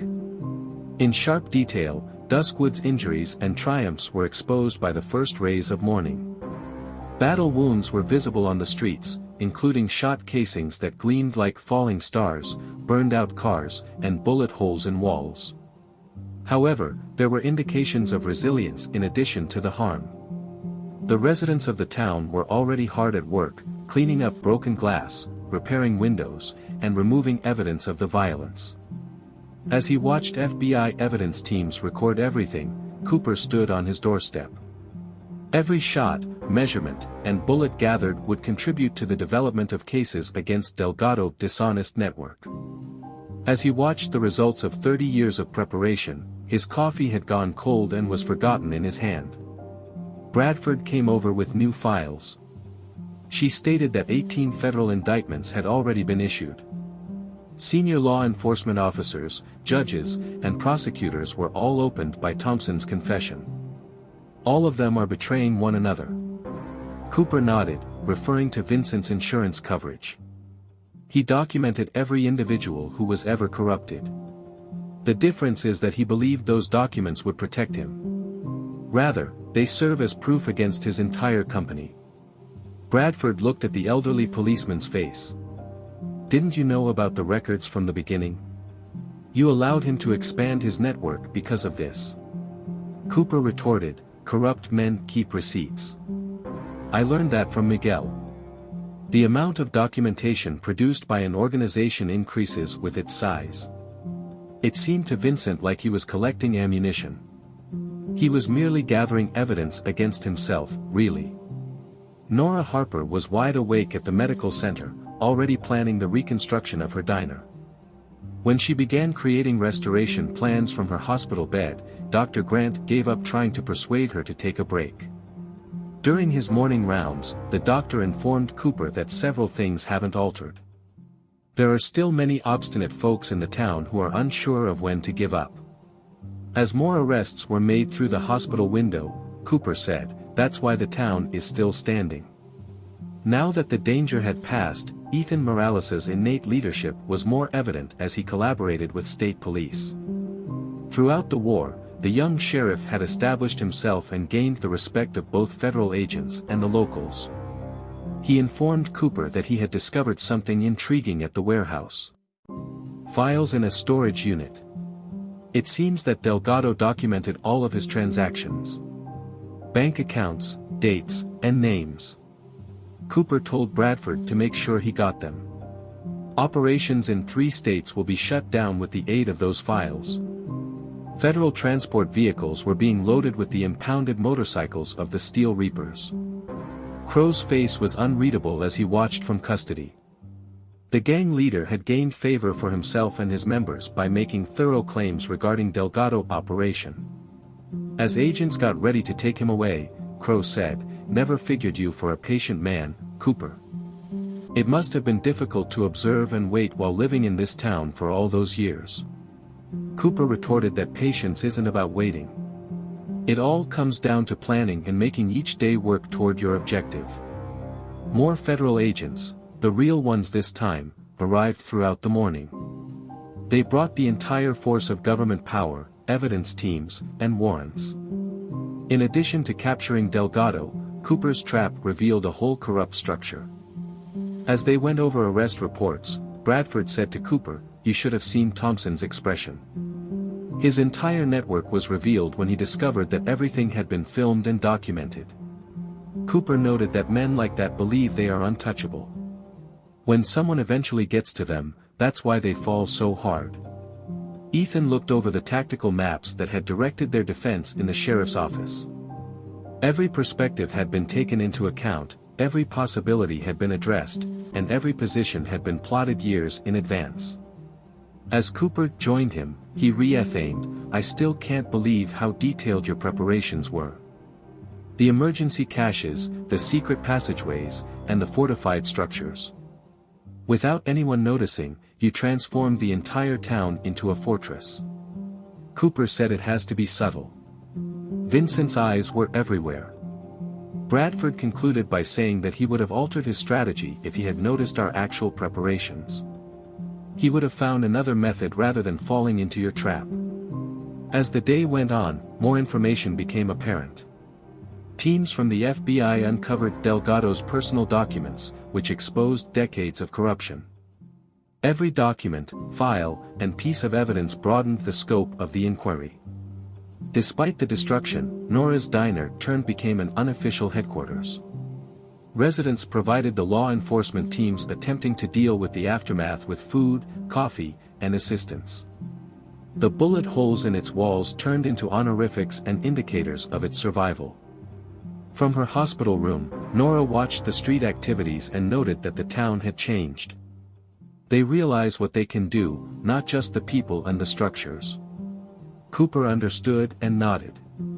Duskwood has endured hardship, triumphed over evil, and come out stronger. The strength would endure even after the scars healed. Washington provided Bradford with information as dusk drew near. The highest governmental levels were now involved in the corruption inquiry. Judges were leaving, police commissioners were stepping down, and senators were getting lawyers. She said to Cooper, "It's like dominoes. With every arrest, additional names and evidence are gathered. Vincent's network is utterly disintegrating." Cooper answered, "That's why Miguel gave me the original ledger." When it was all said and done, he understood that his son would create something larger and more wicked, and that someone would need to be prepared. Duskwood was painted in the same hues by the sunset, but the silhouette of the town was different. Where buildings needed to be repaired, scaffolding rose. People walked with renewed confidence as federal cars lined avenues that had previously been dominated by motorcycle gangs. Ethan discovered Cooper sitting on the porch where he usually is, observing the return of the town's nightly routine. The young sheriff reported receiving word from the FBI task force. In 12 cities, they have taken dirty officers into custody. The largest law enforcement cleanup in decades is being triggered by Delgado fall. Cooper whispered that Miguel would be happy. His most recent admission provided us with a road plan in addition to proof. His kid could take advantage of every weakness, every official who was at risk, and every flaw in the system. With the arrival of night, Duskwood experienced a tranquility that was earned rather than given. The town had triumphed after facing its trial, paying for it with bravery and blood. More arrests, more evidence, and more corruption were revealed in Bradford's last report of the day.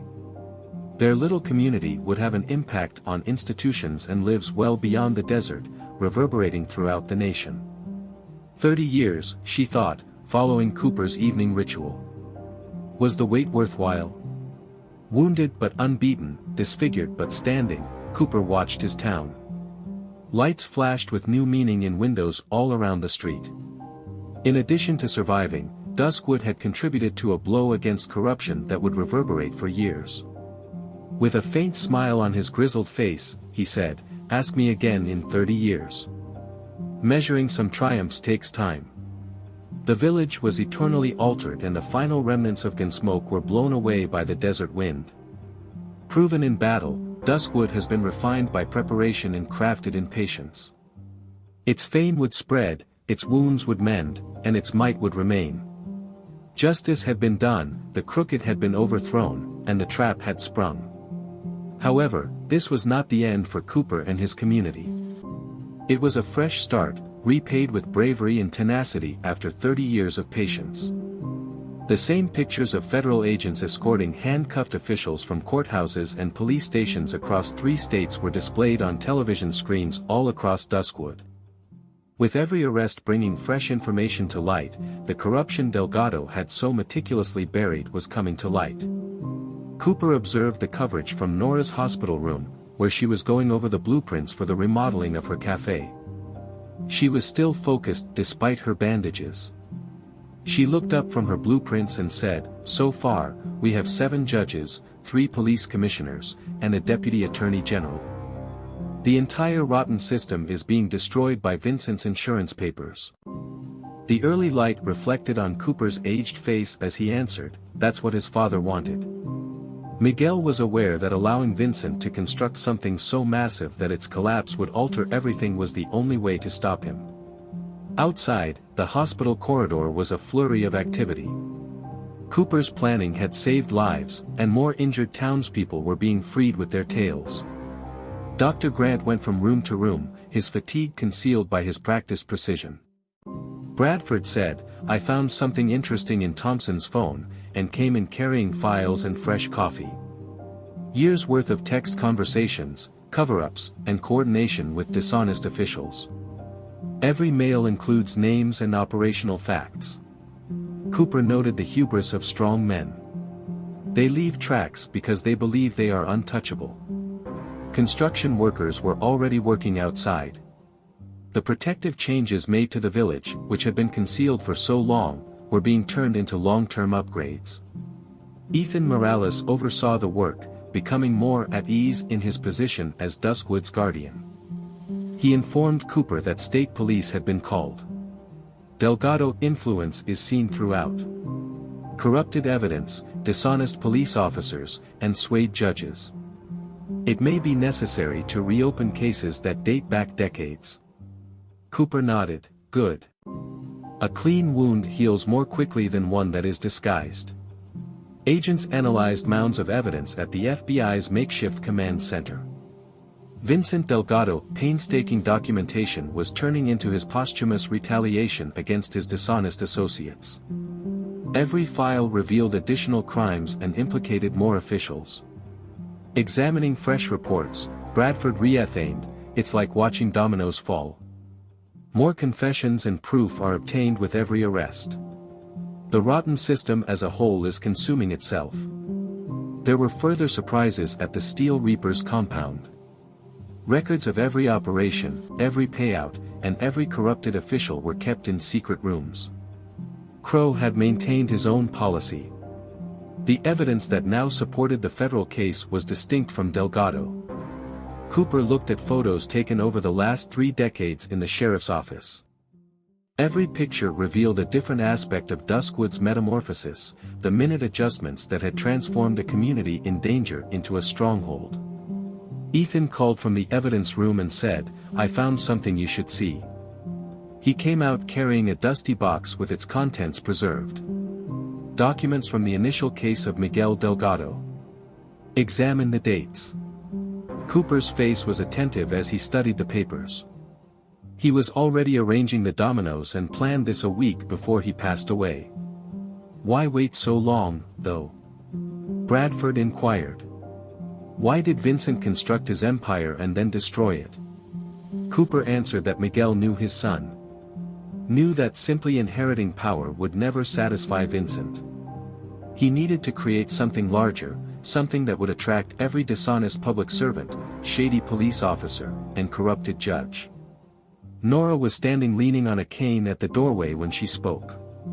Cooper concluded, and the larger it got, the more it would take down when it fell.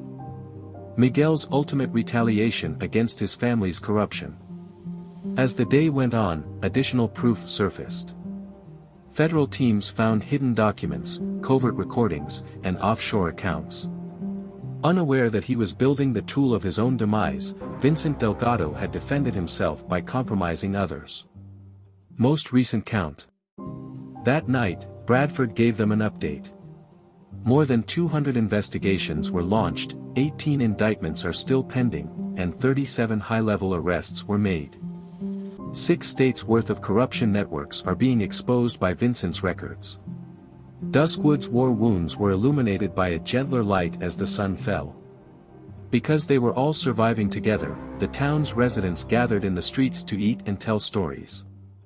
The fearsome presence of the Steel Reapers was already fading into the past. Ethan watched from his police car as towns changed. People appear to know they can manage any situation as they walk higher and look strangers in the eye. Cooper concurred, saying that they primarily demonstrated it to themselves. People from different communities visited Nora in her hospital ward, sharing their personal tales of fighting corruption. Others were being encouraged to oppose intimidation by Duskwood's stand, which was becoming into a symbol. During Cooper's evening visit, she told him, "I never imagined we'd be famous." Destruction of a criminal empire in a peaceful little desert village. Cooper helped her with her planning documents and said that it wasn't about fame. was about doing the right thing regardless of the time it takes. Duskwood was still a bustling town as night fell. Teams of FBI agents processed evidence that would aid in the deconstruction of corruption throughout the Southwest while working in floodlights. Construction workers were ready for yet another day of reconstruction. Cooper, his regular nighttime post, was on his porch when Bradford arrived. According to her, Washington is referring to it as the largest corruption cleanup in the history of federal law enforcement. Everything is changing because of Vincent's records, Thompson's confession, and the proof from the Steel Reapers. Cooper whispered softly, "I knew it would." He was aware that his kid would create something so crooked that the system would be cleansed at its fall.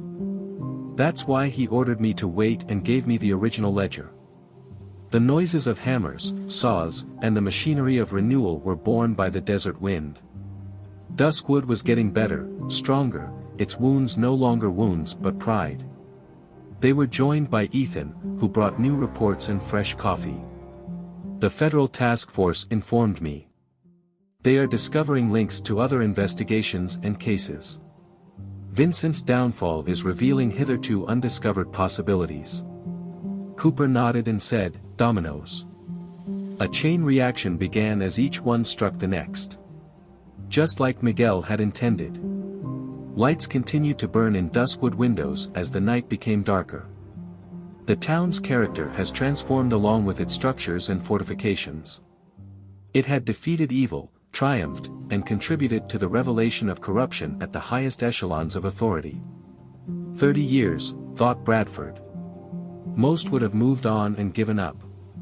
Cooper said that most people wouldn't promise a dying guy anything. Didn't get Miguel's true goals, which included clearing out the entire corrupt system that had devastated his family as well as stopping his son. Over Duskwood, the stars rose, their everlasting brilliance unaffected by the turmoil below. However, the community they illuminated was eternally changed, stronger, more cohesive, and more conscious of its own strength. Justice was being served, the crooked had been overthrown, and the trap had sprung. The actual work, however, was only getting started for Cooper and his community. Rebuilding, healing, and demonstrating to others that opposing corruption was always worth the effort. Every newspaper in 3 states, "Corruption, Empire Falls," screamed the morning headlines.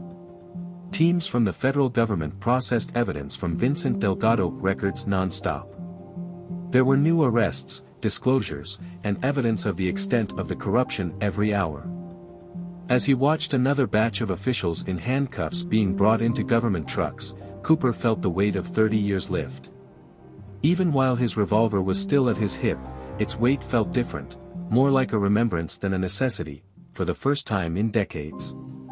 Disturbed by what she had found, Bradford stormed into the sheriff's office. "You must see this, Cooper." She strewn surveillance photos from decades ago all over Ethan's desk. In addition to creating a criminal empire, Vincent was methodically undermining any law enforcement organizations that could have prevented him. Insurance. Cooper looked at the pictures and nodded. Like a son, like a parent. Miguel followed suit, preserving evidence against anyone who may turn on him. Bradford argued, however, that this is different. Instead of merely compromising them, Vincent restructured entire departments, modified training programs, updated policies, and reallocated resources. He was reorganizing the police force itself. Outside, Duskwood was still changing. At the same time, construction teams repaired several buildings, removing battle damage and integrating Cooper's defensive upgrades. The town had realized how important planning was. From a wheelchair, Nora oversaw the refurbishment of her diner, and her perseverance motivated others. One of the laborers called down, "I found something in the old wall. A secret compartment of some sort." Cooper showed up as they opened a metal box that had been unopened for decades. There were more of Miguel Delgado documents within, proof he had concealed long before being imprisoned, just waiting to be uncovered. Examining the materials, Nora astonished that he had truly considered everything. He was establishing the foundation for today even then. As more arrests were made, Ethan worked with state police. It felt like Vincent Delgado had unwittingly set up a series of corrupt officers, corrupted authorities, and tainted judges. Ethan gave Cooper an update on the most recent Phoenix report. Delgado impact can be seen in departmental protocols, police academy training manuals, and even equipment purchases. He was altering police procedures in addition to bribing them. According to Cooper, this leaves them exposed. Modifying processes to introduce blind spots, weaknesses that his group might take advantage of. He learned from Miguel that the system itself, not just the guys in charge of it, is corrupt. Analysts assembled the whole breadth of Delgado operation at the makeshift FBI command center. In addition to crimes, his documents exposed a whole strategy for internally undermining law enforcement. Bradford reviewed the facts and acknowledged that it's brilliant in a perverted manner. He came up with a self-sustaining mechanism. One corrupted official contributed to the compromise of others. Every modification simplified the subsequent process. Outside, there was a disturbance that stopped Cooper's re-Ethan. The locals had assembled under the direction of Dr. Grant. They brought tools, building supplies, and willpower. The doctor stated that last night was the town meeting. Everyone cast a ballot, and were rebuilding Duskwood stronger than before, not just fixing the damage. Make use of your plans and your preparations. As the day went on, additional insights became apparent. Federal teams learned about Delgado's long-term goals and tactics for growing his crooked network throughout the Southwest. However, they discovered something else as well. Evidence that Cooper had had to wait 30 years. Bradford noted, "Take a look at these recruitment patterns." Vincent followed the same pattern each time he compromised a department. Corrupting, testing, and isolating. However, he never proceeded more quickly than this particular timetable. Cooper nodded because he was thorough. Before adding another component, it was necessary to be sure the first one was in position. We had to wait because of this. He had to be allowed to construct something so comprehensive that everything would change if it fell. The rehabilitation effort's unofficial headquarters were Nora's diner. She managed teams, arranged supplies, and kept everyone's attention on the future rather than the past in spite of her injuries. In a somber moment, she told Cooper, "Town has scars now. Like you, like all of us who have been in combat." As volunteers patched gunshot holes in the diner's walls, Cooper retorted, "Scars tell stories. Tell us what we've conquered." Washington provided Bradford with information as dusk drew near. The scope of the study had surpassed their initial expectations. Corruption in federal institutions, state governments, and even military contractors was being exposed by Vincent Delgado records. She told Cooper that it's not just about drugs anymore. Delgado was working on a larger project. An entire territory might be ruled by a shadow network. The only face that was seen were the Steel Reapers. Ethan returned from the evidence room with additional files. These were discovered in Thompson's private documents. He was apparently maintaining his own insurance. Every order, dishonest transaction, and compromised operation was documented. They all did, Cooper said. Unaware that they were actually recording their own crimes, they were all defending themselves. Miguel was aware that would occur. Knew that his kid would use proof and paper trails to create his empire. Duskwood became dark, yet work went on in the floodlights. The town had discovered its beat and its mission. Every renovated storefront, fortified defense, and repaired building made a statement. There would be no damage to this town. During their nightly meeting, Bradford informed that they had received the final numbers from today. There are more than 300 ongoing investigations, 53 arrests, and 28 indictments. Corruption networks that no one knew existed are being revealed by Vincent's records. Cooper watched his community reconstruct itself from his normal place on the porch. Everything was painted in shades of gold and shadow by the lowering sun, although the shadows no longer obscured as much as they once did. Bradford joined Miguel as he added, I learned something else that day, claimed that Vincent would not merely establish an empire, but one so vast and comprehensive that its collapse would alter the course of history. It has been said that allowing corruption to surface is sometimes the only way to purify it. Duskwood was still bustling with activity as the night became darker. While government officials analyzed evidence and construction crews labored by floodlight, the townspeople persisted in their efforts to strengthen their community. Ethan brought new coffee and noted that the town was different now. The people, not just the structures or the defenses. When they unite, they are aware of their potential. Cooper understood and nodded. Duskwood had persevered through its ordeal and come out stronger. The scars would still be there, but they would be symbols of pride instead of embarrassment. The noises of reconstruction were carried into the night by the desert wind. Saws, hammers, and the renewal machinery. While Duskwood was rebuilding, it was creating more than simply buildings. It was creating a legacy, an inspirational tale of defiance against corruption. Justice was being served, the crooked were falling, and the trap had sprung. However, this was not the end for Cooper and his community. It was a change that took guts and tenacity to achieve and was rewarded after 30 years of waiting. Duskwood was tense in a different way in the morning. The arrival of federal prosecutors signaled the change from investigation to prosecution. As cases were developed against every compromised department and corrupted official, the makeshift command center was a hive of activity. In the remnants of the bank's vault, Cooper discovered Bradford going over the evidence. Every surface was covered with papers, and every document was just one more strand in Vincent Delgado's rotten network. Without glancing up, she reaffirmed, "I found something interesting." Vincent's letters to his father before to Miguel's incarceration. "I didn't anticipate them." Cooper studied the tattered documents. A deeper narrative emerged from the correspondence, a father attempting to caution his son about the real consequences of the course he had chosen. Cooper reaffirmed softly that Miguel was aware Vincent would take what he had created and make it worse. "He contacted me last week for that reason." More federal cars pulled up outside. No one had anticipated how far the investigation had spread. Vincent's documents revealed more than simply personal wrongdoing.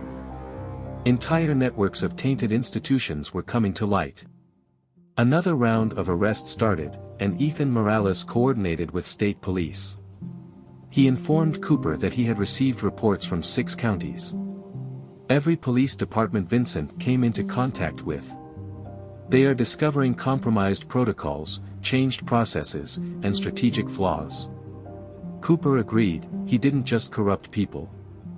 In order to allow his organization to function freely, he altered how things were done and corrupted the system itself. After being partially restored, Nora's Cafe had developed into a meeting place for both government agents and local residents. She continued to serve as the community's heart despite her injuries, keeping spirits high and coffee flowing. As Cooper entered, she informed him that mail had arrived, including letters from neighboring cities and communities. "They want to know how we overcame corruption and prevailed." Bradford came over with new files. "Now, it's larger than that." Vincent's documents. Law enforcement is not the only aspect of them. He was connected to government organizations, businesses, and even military contractors. "This is not your typical corruption." Dr. Grant arrived, interrupting Cooper's reason. As he handed over a pile of medical reports, the doctor's face was solemn. "Final assessment of casualties," he added softly. 23 injured, 4 killed. However, there's more. Evidence of Vincent's operations' long-term repercussions. Resources are purposefully misallocated, and communities are steadily weakened. He was breaking towns, not just corrupting them. As the day went on, additional proof surfaced. Federal teams learned of Delgado's larger plan, which involved not only creating a criminal empire but also altering entire regions to suit his objectives. Bradford put maps across the sheriff's office desk and said, "Look at these patterns. Each corrupted official, each compromised department. They're not arbitrary.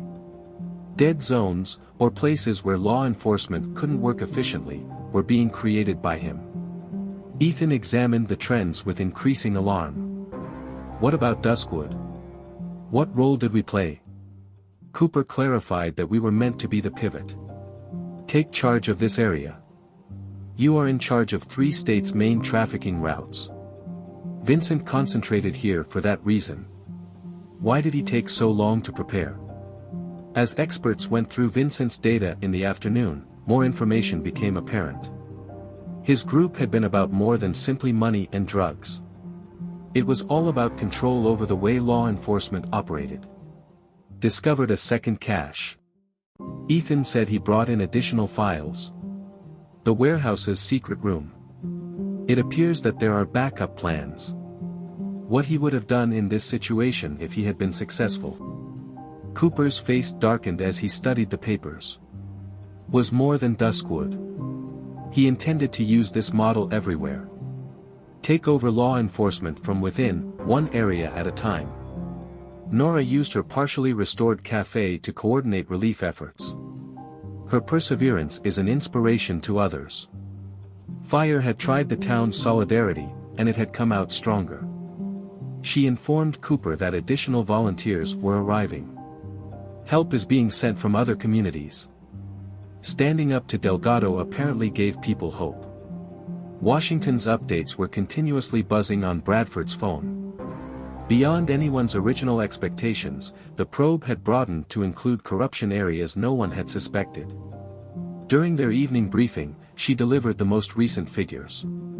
In 8 states, there have been 87 arrests, 42 indictments, and ongoing investigations. We were unaware of the corruption networks that Vincent's data are revealing. Cooper watched his village continue to change as night fell from his normal spot on the porch. Long shadows were formed by the lowering sun, yet they were less secretive than before. Bradford joined him with the last letter. This is Miguel's last letter. He wrote it the day before he passed away. You ought to read it. Miguel Delgado's last thoughts were disclosed in the letter. He was sorry to see his son become into someone worse than he had ever been. He had faith that Cooper's long-term strategy would ultimately make things right. Cooper folded the letter and murmured softly, he knew. Knew Vincent would create something so crooked that everything would change when it fell. He provided us with the means to bring it down for that reason. More reports came in during the evening. No one could have predicted the extent of Vincent's effect. Not only had his group tainted law enforcement. It had changed the way whole areas were policed. Ethan looked over the facts and said, it's like a cancer. Every compromised department makes others weaker and more susceptible to corruption. Cooper clarified that Miguel insisted on waiting because he needed to allow the corruption to become so obvious and pervasive that it would compel genuine reform. Duskwood was still a bustling town as night fell. While federal officials analyzed evidence and construction crews labored under floodlights, the villagers persisted in their efforts to rebuild stronger than before. Cooper stopped into Nora's diner in the evening and said, the town is different now. The people know what it means to fight corruption and prevail, not just the structures or defenses. The noises of reconstruction drifted into the night on the arid breeze. Saws, hammers, and the renewal machinery. While Duskwood was rebuilding, it was constructing more than just buildings. It was creating an enduring legacy of defiance against corruption that would serve as motivation for others. Out of habit, Cooper checked his firearm, but now its weight felt different. The full extent of their success was still being revealed, the trap had sprung, and the crooked were being held accountable. Light continued to burn in Duskwood's windows as the night became darker.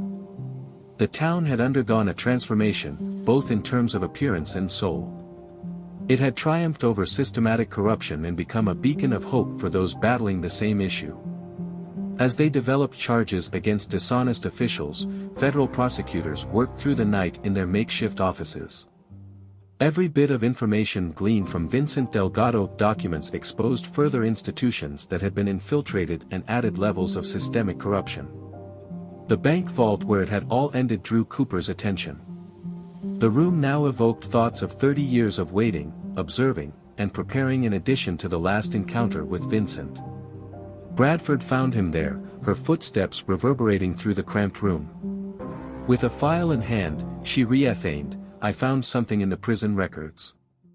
Miguel's last week's visiting logs. He noticed others in addition to you. Former co-workers, longtime adversaries, and even competing cartel members." Cooper nodded as he continued to build his case, ensuring that the evidence would be unquestionable when it was revealed. Duskwood was once again shifting in the morning sun. Through the course of the night, construction workers had transformed war damage into enhancements. Once concealed, the town's fortifications were now being publicly integrated into its restoration. As new information came to light, Ethan Morales cooperated with state police. He reported that he had just received word from Phoenix. Delgado impact is being discovered in unexpected places, including department rules, equipment specifications, and police academy courses. Cooper clarified that he did more than simply corrupt the men. He fundamentally altered how things operated and corrupted the organization itself. Now that it had partially reopened, Nora's diner was bustling with activity. Town residents and federal agents interacted, exchanging information and coffee. The line separating the community and law enforcement had become less distinct and had been replaced by a common goal. Sliding an envelope across the counter, Nora informed Cooper, "I got another letter from a Nevada town. They are in need of assistance due to similar malfeasance." Bradford joined them, a contemplative look on her face. Communities are beginning to fight corruption everywhere, and Duskwood is being used as a model. New medical reports were brought in by Dr. Grant. The doctor observed deeper effects, but the town's wounds were healing. He noted that physical recuperation isn't all that it is. People are today more self-assured and more unified. Evidence teams achieved breakthrough after breakthrough throughout the day. Vincent's records revealed comprehensive strategies for compromising the efficacy of law enforcement, not simply individual wrongdoing. Bradford spread paperwork across Cooper's desk and said, "Look at this." Over the years, training methods, patrol routes, and response protocols have all been gradually altered to introduce vulnerabilities and blind spots. Cooper said that was why Miguel waited. Knew his son would create something so comprehensive that it would compel genuine change if it were made public. Additional papers that Ethan retrieved from the evidence room were discovered in Thompson's private documents, correspondence with other dishonest officials, and meetings for strategy and planning. They were reorganizing entire departments in addition to accepting bribes. Federal officials from Washington arrived in the afternoon, signaling a change in the investigation's focus. The goal of Vincent Delgado's program was to change the way law enforcement operated, not merely to combat crime. During their nightly briefing, Dr. Grant revealed the final casualty reports, but the true harm was systemic. Resources are strategically misallocated, and communities are purposefully weakened. He was dismantling the entire law and order apparatus. Scaffolding and building equipment altered the traditional picture as Cooper watched the sunset from his porch. Nora joined him, still resolute but moving more slowly because of her injuries. She noticed that the town was healing, not just the structures, but the people, who now knew what they could do. Bradford came from Washington with new information. Beyond anyone's original assumptions, the probe had broadened to include corruption areas no one had suspected. According to her, there have been more than 100 arrests, more than 60 indictments, and investigations underway in 10 states. Decades-old networks of corruption are being exposed by Vincent's records. Cooper found himself reading Miguel Delgado's last letter once more as darkness fell. The words now acquired greater weight, bringing to light layers of significance that had been hidden for 30 years. Cooper informed Bradford that he was aware of Vincent's potential and that his son will create something so crooked that its discovery would alter everything. He provided us with the means to destroy it all because of this. Duskwood continued to be busy as the night became darker. While federal officials analyzed evidence and construction crews labored under floodlights, the villagers persisted in their efforts to rebuild stronger than before. With his leadership now instinctive and confident, Ethan oversaw the nighttime police patrols. He informed Cooper that he had received reports from nearby counties, and that other departments were beginning their own investigations to check for Delgado's influence. Cooper responded that Miguel intended to do that in order to make the entire institution look at itself, not only to halt Vincent. The sounds of rebirth, including hammers, saws, and reconstruction equipment, were wafted into the darkness by the desert wind. While rebuilding, Duskwood was constructing more than simply buildings. It was creating an anti-corruption model that others may imitate. Even after it was partially restored, Nora's Diner continued to be the hub of the neighborhood. There, local residents and federal agents met to exchange information and offer assistance. The lines separating residents and law enforcement had become less distinct and were replaced by a shared goal. "Have you another help request?" Cooper was shown a pile of letters by Nora. "Communities are inquiring as to how we overcame corruption and prevailed." Updates from Washington zipped through Bradford's phone. The probe had progressed to heights no one had expected, revealing corruption in unexpected areas. "Vincent's files," she said. "They are not limited to criminal activity. They demonstrate how institutional corruption spreads and erodes whole systems. This will alter the way that corruption is combated globally." Duskwood fell into night, although there were still lights burning in windows all around. Not only had the society changed in appearance, but it had also changed in spirit. It had triumphed over institutional corruption and turned into a symbol of hope for those battling the same issue. Out of habit, Cooper checked his firearm, but now its weight felt different. The full extent of their success was still being revealed, the trap had sprung, and the crooked were being held accountable. As Duskwood proceeded to evolve from a battlefield to a symbol of optimism, the night was full with possibilities. Although Cooper's 30-year wait was over, a new chapter was beginning, a legacy of defiance against corruption that would encourage others to take up arms. 1 week following Vincent Delgado's passing, the first opposition to Duskwood's triumph surfaced. From his federal detention, Crow had begun discussing more intricate relationships and criminal networks that dwarfed the Steel Reapers. In his office, with the burden of fresh information bearing down on him, Cooper read the transcript of Crow's testimony. Bradford pointed to important parts and explained that they are referring to it as the Western Circuit. A web of illegal groups, each one defending the others. Vincent only had one piece of surgery. The village was still being rebuilt outside, but there was a fresh tension in the air. Federal security personnel had shown up and were positioned in strategic areas. The triumph of Duskwood had made it a target. Ethan put CCTV images on Cooper's desk and said there had been 3 attempts already. Various workers attempting to enter the evidence lockup.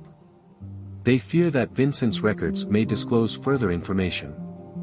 With federal investigators mixing with local law police, Nora's Diner had taken on the appearance of a stronghold. Although her wounds were healing, she became aware of the altered atmosphere. She told Cooper it was like old times. "There is trouble brewing." As he watched unethaned cars drive by, Cooper retorted, "Different kind of trouble. Vincent's documents being made public has angered his supporters. Too many influential persons were made public." Urgent updates buzzed through Bradford's phone. "I just received word from Washington. Vincent's files contained a hit list. Names of those who might reveal the larger network. Cooper. In Duskwood, half of the population is on it." Everything changed after the revelation. What had appeared to be the conclusion of their conflict was evolving into something different. The start of a bigger battle. The community had unintentionally challenged a far larger crime empire by defeating Delgado. During an emergency meeting, Bradford clarified that they are referring to themselves as the Council. Imagine them as a criminal board of directors, with each member in charge of various operations and territory. At their table, Vincent was the only voice. When Dr. Grant came, he had some unsettling news. Someone looked for pressure points and weaknesses in our medical data. These individuals are more than just crooks. They are methodical. Reports of strange activity throughout town presented Ethan's authority with its first real test. He said he had spotters on the ridges. Observation by skilled workers. They are charting our routines and defenses. This was nothing new to Cooper. The quiet prior to a storm. However, things were different this time. There was more than one resentful cartel boss in the enemy. Duskwood was viewed as a threat to the functioning of a whole network of illegal enterprises. Bradford reviewed fresh evidence and said, Vincent's records. They do more than simply reveal his scheme. There are links to international money laundering, weapons smuggling, and human trafficking organizations. We discovered something enormous. Nora transformed her diner's basement into a secure communication hub and coordinated the town's response from there. Do you recall that the difficult part was over? Cooper was asked. You may have spoken too soon. As the sun set, a town was getting ready for a new kind of conflict. Additional security systems were built by federal teams, and Cooper's defensive upgrades demonstrated their value in novel ways. Cooper clarified during a strategy session that they would approach us in a different way than Delgado did. More patient, more subtle. First, they will attempt to destroy the town's spirit by isolating us. As more Vincent's documents were deciphered, Bradford's research grew. There are persons on the council everywhere. Politicians, judges, and even foreign authorities. Their effect has been cultivated over decades. Ethan found efforts to exert pressure on nearby companies. Veiled threats on relatives who reside in different cities. Cooper was being proven correct by the enemy. The conflict they were engaged in was different. In a quiet moment, Nora confessed that Towns was afraid. Not as it was. Standing up to thugs is no longer the only thing at stake. We have a bigger task ahead of us. Cooper observed how his community adjusted to the changing circumstances. Concern mingling with pride. Duskwood was no longer merely a neighborhood. It now represented opposition to organized crime. He was aware, however, that symbols frequently became targets. Cooper told Bradford that Miguel was aware of the council. It appears in his last letters. He observed Vincent approaching them and joining their network. He provided us with the evidence for that reason. Not only to prevent his son, but also to reveal a more significant issue. Night fell on a community that was once again getting ready for fight, but this time it was with the weight of Vincente against Delgado, which had drawn the attention of something much more terrible. There were rumors of impending storms in the desert wind, but Duskwood was prepared. They became stronger after defeating one criminal empire. With the strength of their united group and the truth discovered in Vincent's archives, they would now confront a whole network of them. With a new meaning attached to the familiar weight, Cooper checked his firearm. In addition to being successful, the trap they had set on Delgado had also exposed a larger scheme. Duskwood was no longer merely a battlefield. It was now at the forefront of a battle against organized crime. The council's initial action was financial in nature rather than violent. Overnight, $3 million showed up in Cooper's personal account. A brief note that reads, "Retirement fund, walk away." Offers for other important town residents were similar. Sufficient funds to establish new lives somewhere. Cooper watched as FBI technicians tracked down the transfers while he sat in the sheriff's office. Long shadows were created by the early sun through blinds that had been replaced following the fight of Delgado, but these new dangers did not come in chrome and leather. When Bradford looked at financial facts, he noticed that they were complex.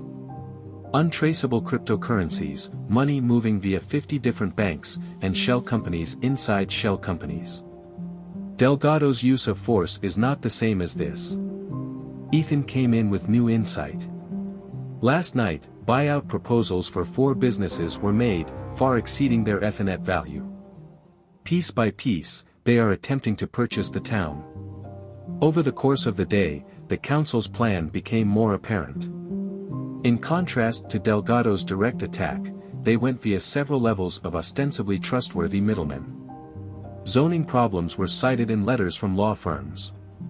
Policies were abruptly cancelled by insurance firms. Inexplicably, supply trucks started to avoid Duskwood. From behind her diner counter, Nora observed that someone was trying to silently strangle us. An offer that would have made her a millionaire 5 times over had previously been rejected. Make giving up simpler than continuing to battle. Cooper looked at satellite images of Duskwood that showed more activity. Private security firms had set up shop on nearby properties, all of which had been lawfully purchased and were, in theory, compliant with the law. During their morning briefing, Bradford clarified that they are taking note of Delgado's blunders. Nothing that can be prosecuted, no unlawful actions, only relentless pressure from all sides. At the medical center, Dr. Grant described being subtly intimidated. Medication shipments were misplaced, equipment orders were delayed, and specialist referrals were inexplicably cancelled. With no punches, they are attempting to make life impossible. As more records were decrypted, the extent of the council's influence became clear. These individuals had international ties, in contrast to Delgado's regional operation. Corporate executives, bankers, and politicians all collaborate in an unseen web of corruption. Bradford arrived with old paperwork and declared that he had found something in Miguel's papers. He was personally acquainted with council members, referred to them as the Invisible Empire, and claimed that they were the result of corruption turning into a kind of art. Ethan responded to every new pressure point in a synchronized manner. He set up local farming cooperatives after supply trucks were rerouted. He discovered alternate coverage through federal programs after his insurance was cancelled. As Cooper watched another wave of private security cars take up positions, he noticed that they were probing, testing our flexibility in commitment. This is only the start. Nora's diner developed became a hub for council strategy information. Every day included fresh accounts of subtly applied pressure and threats disguised as lawful company operations. Bradford said that he received word from Washington. For the first time in years, council members are meeting in person. They're terrified of us. More complex attacks occurred in the afternoon, and the town's stability was questioned in articles published by the local media. Campaigns on social media implied water contamination, radiation leaks, and anything else to deter outside assistance. Cooper described psychological warfare during a town hall gathering. They want us to feel alone and discouraged because it will be simpler to destroy a town that feels isolated. As Bradford examined Vincent's papers more thoroughly, evidence of the council's actual authority surfaced. They were more than criminals. In order to safeguard their interests, they created systems inside systems and were the architects of corruption. As she placed documents across Cooper's desk, she added, "Look at this, step-by-step instructions for destroying community resistance, training manuals for corrupting entire institutions. Corruption is now a science thanks to them." The sun set over a community that was under an unseen siege. There were no gunshots or acts of violence, only the constant push of power and wealth to subdue their will. Cooper informed Bradford of this in Miguel's final letter while they were watching another security team take up station. Cooper explained that the council was the result of evil becoming patient and corruption becoming too complex for the application of basic laws. Ethan found attempts to gain access to citizens' personal information via breaching the town's computer systems. Cooper was confirmed correct by the adversary. Rather than using firearms, they fought with attorneys and algorithms. During the evening briefing, Nora reported that town was holding. Every firm they pressure and every individual they attempt to buy out just strengthens the resolve of those who oppose them. Duskwood went to night, but slumber came with a jolt. There was a constant, unseen pressure from the council's presence, like a weight in the air. Bradford arrived late with new files and said, "I found something else." They saw council statements concerning Duskwood as a symbol as well as a threat. Cooper said, "If one town can successfully resist, others might try. They cannot ignore us or allow us to succeed because of this." This time there was no gun smoke in the desert wind, but the combat was just as real. Duskwood had successfully repelled Delgado's vicious attack. They now had to deal with a more pernicious form of corruption that arrived with presents and dressed in business attire. Knowing that his weapon might not be effective against such an adversary, Cooper checked it. The council fought with money, power, and proxies and papers. The fortitude of a community that had already defeated one empire and come out stronger was something Duskwood possessed that they did not comprehend. Lights burned in Duskwood homes as the night became darker. Once more, the town had evolved to meet this new challenge. They had used courage and gunfire to defeat Delgado. They would now approach the council united and determined. Duskwood's resolve stayed the same, even though the war had altered. They were no longer only a town. They now served as evidence of the ability of the community to combat corruption, regardless of how advanced it got. Duskwood was eerily peaceful as dawn broke. More unsettling to Cooper than their presence was the overnight withdrawal of the private security squads that had surrounded the town. The council never backed down aimlessly. When the town's internet connection, cell coverage, and landlines all fell down, his suspicions were confirmed. Service outages that were entirely lawful had isolated Duskwood from the outside world. Bradford clarified, installing satellite communications at the sheriff's office, "They're isolating us."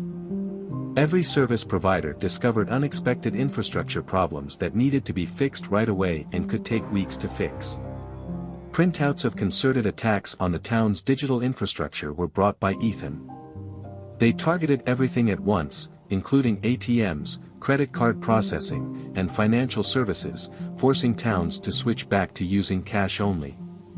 As the morning wore on, the council's plan became more apparent.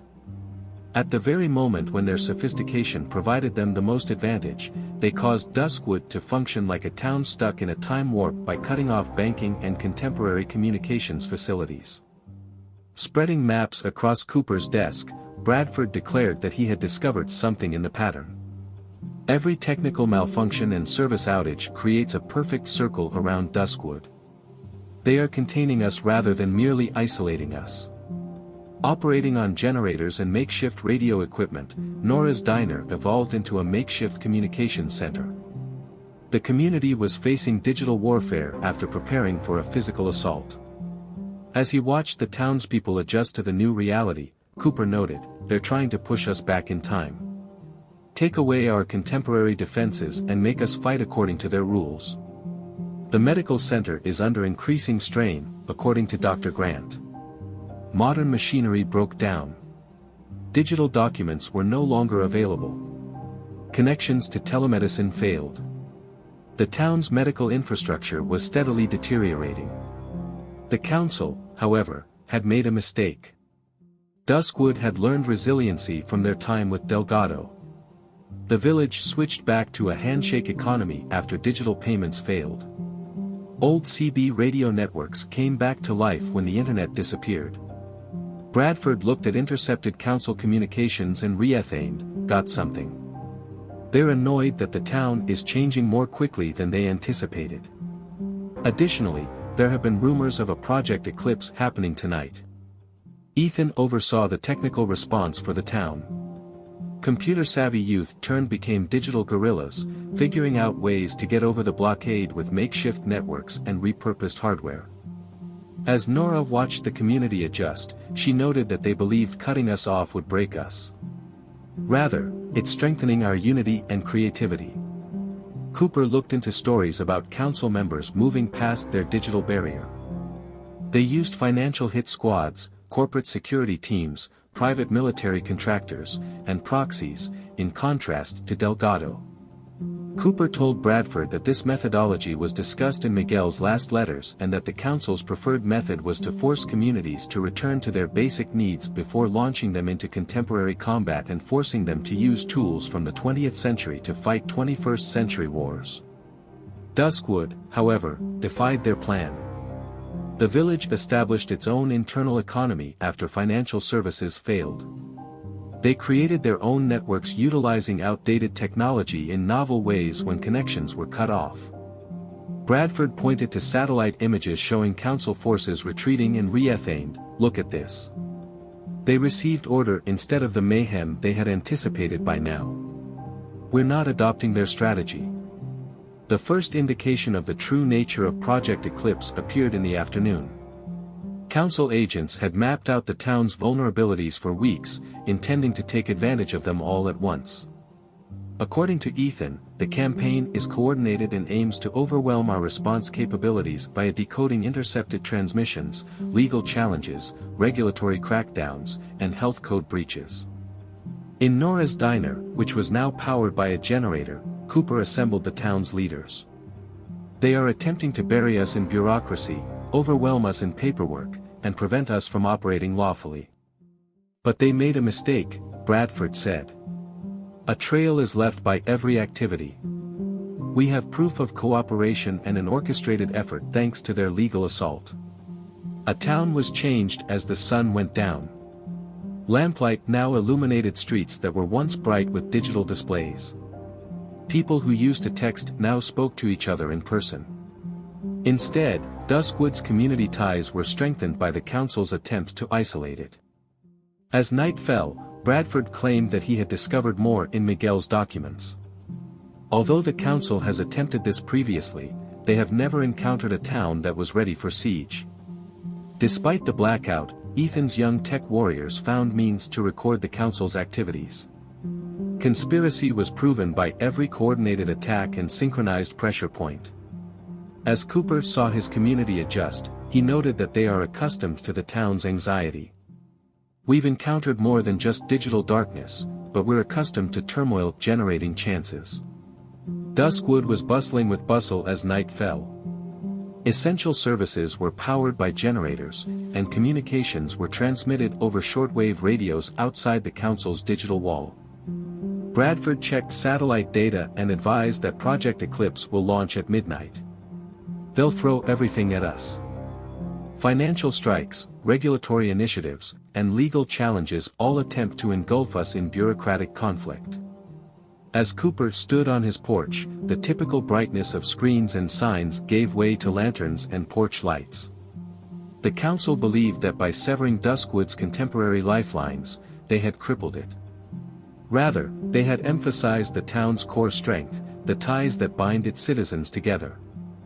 As they got ready for midnight, Cooper informed Bradford that Miguel was aware that this would occur. Claimed in his letters that the council's biggest flaw was that they assumed everyone shared their viewpoints and that they were unable to see why individuals would choose community above business. Though Duskwood was prepared, the desert breeze spoke of the impending storm. Guns and guts had been used to defeat Delgado.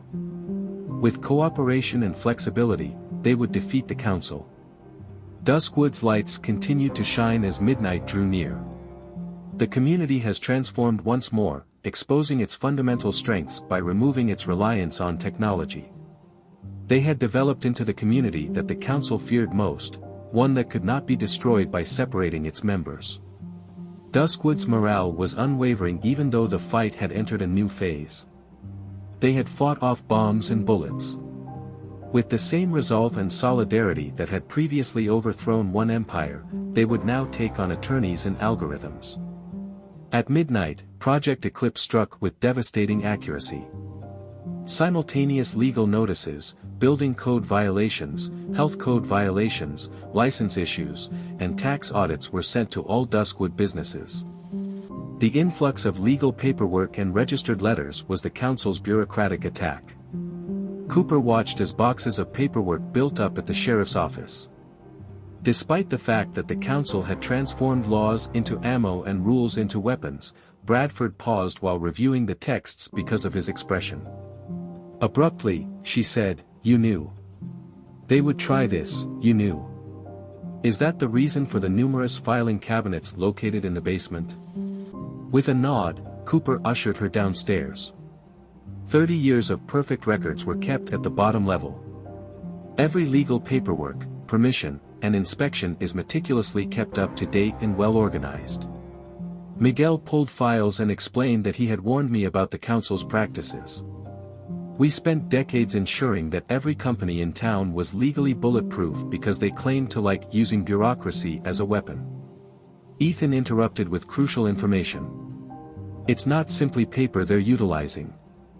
In an attempt to get emergency orders to close the entire town, the council's attorneys filed concurrent lawsuits in federal court. The council was unaware of the depth of Duskwood's preparedness. Town authorities used Nora's cafe as a war room, comparing Cooper's detailed records to every legal challenge. Nora pointed out, looking through the records, every violation they're citing. We have evidence of compliance. Permits, certifications, and inspections that have been notarized and documented for decades. Bradford's federal contacts buzzed updates onto her phone. The attorneys for the council are growing impatient. They are accustomed to municipalities frantically searching for documentation, but we are addressing every issue in a few hours. New strategies arrived in the morning.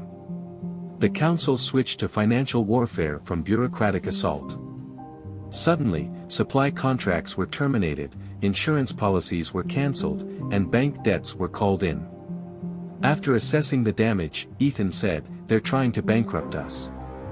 Every company in town is being attacked at the same time."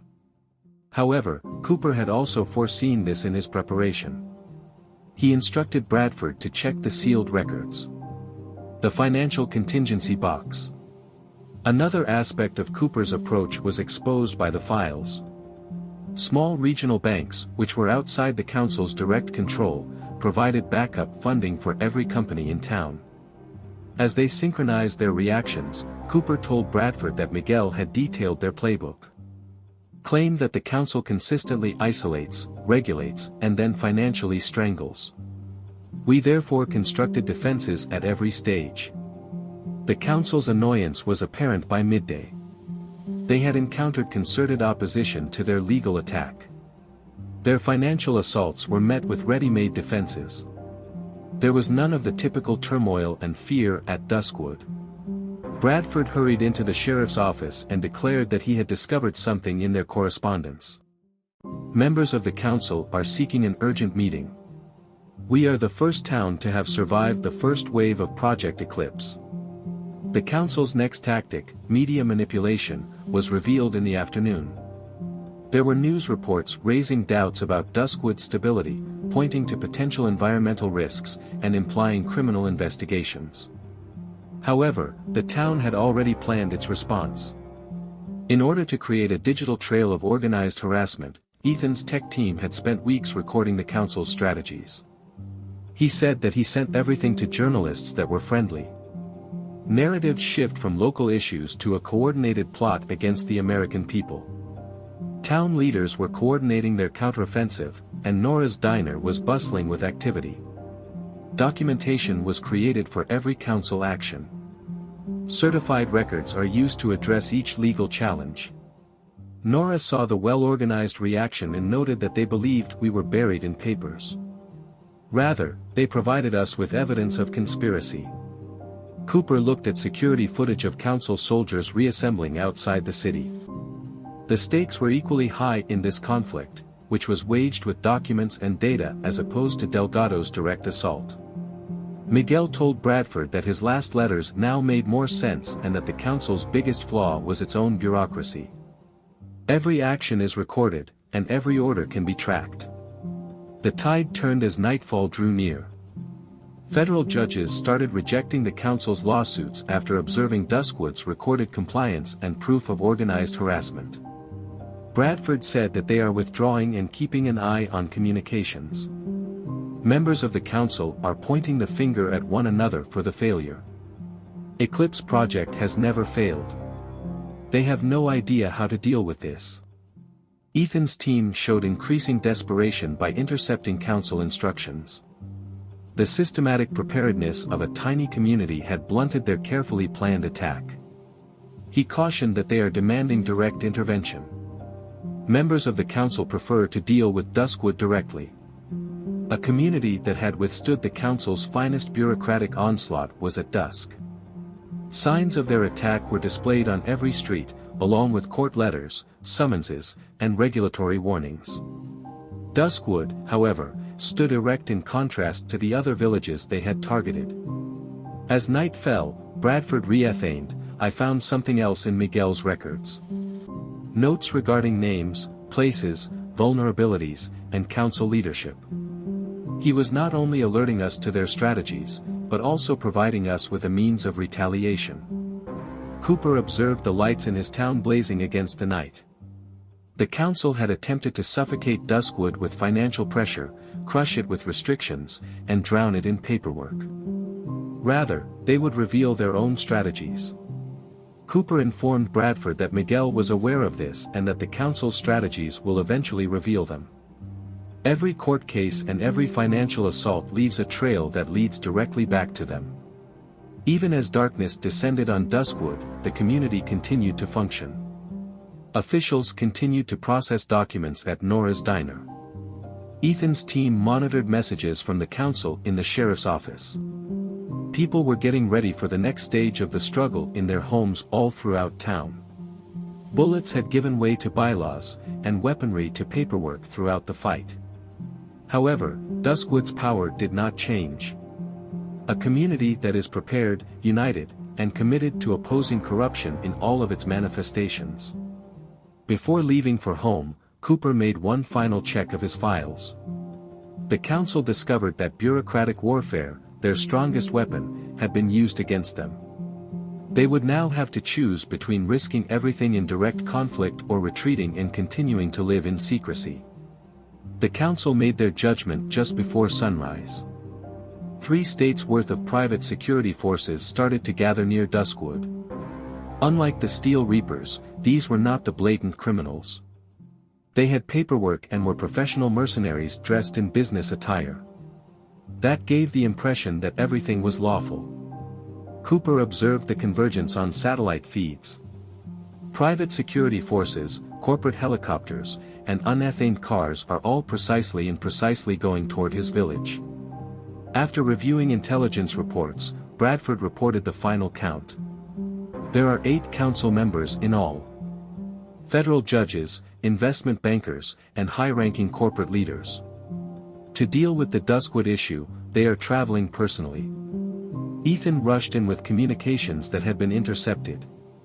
They are deploying more than simply troops. The operation is being run by council members. This is the first time they have ever shown themselves in such a way. The size of the council's mobilization was made clear by the rising sun. Every road leading into town had private security checks, and corporate helicopters were clearly visible in the sky. Announcing that they had found something in Bradford, they hurried inside the sheriff's office. He provided us with more than just council knowledge. He spent years preparing them for this moment by manipulating them. Cooper's worn features began to awaken as he perused the documents. He was aware that they would eventually have to reveal themselves. Our goal was to drive them out of the shadows with every move we made and every defense we planned. The town's response was coordinated from Nora's diner, which had evolved into a strategic command center. She informed Cooper that she had received complaints from distant farms. Council soldiers erecting communications apparatus and observation positions. A siege line is being constructed. The council's strategy was systematic, lawful, and overpowering in contrast to Delgado's vicious attack. Every step was accompanied by official-looking documents, private security permits, and business paperwork. Ethan revealed that his youthful IT team had just intercepted their operational plans while they were working non-stop. They are no longer present to exert pressure on us. Their goal is to totally destroy Duskwood. Make it appear as though the town has simply died and dried up. Cooper convened the sheriff's office to assemble the town's leaders. This duel would call for different strategies than the one against Delgado. He outlined the council's plan and stated that shadows are the source of their strength. After decades of creating a network of corruption that appears to be lawful, they are now exposed and functioning openly. Important information buzzed on Bradford's phone. I received confirmation of the arrival of council members and the landing of private aircraft at regional airports. Expensive RVs that resemble tourist cars are being used as mobile command centers to coordinate the operation. The first direct touch came in the afternoon. A council representative presented the sheriff's office with their last offer, complete with business savvy in legal threats. The speaker explained with ease that all residents would receive generous relocation incentives. New residences, new occupations, and, if desired, new identities. Everyone becomes wealthy, and Duskwood just vanishes. Cooper's answer was straightforward. You can't buy the town. Never will be, never was. By evening, the council's troops had consolidated their defenses. Under the pretense of several corporate firms, each council member oversaw their own security squad. As Bradford watched their deployment, he noted that they were sophisticated. Since each team has its own business support and legal protections, it is impossible to demonstrate that they are cooperating. However, Miguel's long-term strategy was beginning to pay off. This was the culmination of all the evidence Cooper had accumulated over the previous 30 years, including records of concerted harassment and evidence of conspiracy. As darkness fell, Bradford declared that he had located Miguel's last failsafe. In addition to providing us with information about the council, he also provided us with a means of demonstrating all of their connections, unlawful directives, and corrupt transactions. Growing uneasiness was evident in the intercepted council communications by Ethan's team. They had their strategy in place and their forces in place, but something didn't feel right. Cooper clarified that they are accustomed to working covertly, keeping an eye on their movements, being visible, and having to identify themselves. It contradicts everything they have constructed. From her diner, Nora oversaw the town's preparations. This would not be a battle of guns and guts like the one with Delgado. Different weapons, records, papers, and proof of a conspiracy would be needed. She said that all of the residents had been briefed. Everybody is aware of their role. We're prepared. Duskwood was filled with light and activity as night fell. The trap was set, but the council had surrounded them with legal weapons and corporate warriors. As they watched council forces take their positions, Cooper told Bradford that Miguel's last letter suddenly made sense. He claimed that when the largest predators believe they have cornered their victim, they become reckless. Council security forces positioned themselves throughout the night. Unethaned cars patrolled the streets, and corporate logo helicopters buzzed overhead. Decoding their signals, Ethan reported the dawn attack. Each of the 8 council members will individually coordinate. They want this resolved in a single, decisive action. As he watched the parts come together, Cooper stood on his porch. The council believed they were setting up a trap, so they brought an army of corporate warriors. They were unaware that they were entering a 130-year-old trend. Miguel assured Bradford that they would eventually come personally. Said those in positions of authority can't tolerate being disobeyed. They must personally supervise the kill. The sound of last-minute preparations was borne by the desert wind. Corporate troops getting ready for morning action, vehicles settling into place, and communications being set up. Duskwood, however, was prepared. This time, it will be with something more potent than weapons and barricades. Evidence of every crime, plot, and shady transaction the council had ever engaged in. As the darkness grew closer to daybreak, the certainty of conflict accompanied it. The council had come out of hiding and was using all of their might on a single little village. They believed they were eliminating a danger. Rather, they were entering the last stage of Miguel Delgado retaliation. The time would come when the invisible empire will at last be exposed and exposed. As the council began their last attack, dawn painted Duskwood in gold hues. With cars emblazoned with the insignia of reputable businesses, corporate security squads moved with military accuracy. This time, however, they stepped into a trap that had been developing for 30 years. Nat Cooper watched their approach on several screens while he stood in the sheriff's office. Every council member oversaw a separate staff, and everything appeared official thanks to their pricey clothes and business credentials. On-site confirmation was given by all 8 council members. Bradford said he was keeping an eye on communications. The First Capital Group's Thomas Blackwood. Harrison Mills, Judge. Global Security's Vincentia Chen. They're all here in person. Over the radio, Ethan's voice cracked. They are traveling in the direction of preset locations. Everything happened just as Miguel's notes had predicted. With the use of security licenses and corporate documentation, the council's forces set up control stations all across the town. They believed they were carrying out a flawless strategy. They were acting out a script that had been penned decades before without realizing it. Cooper gave a quiet instruction now.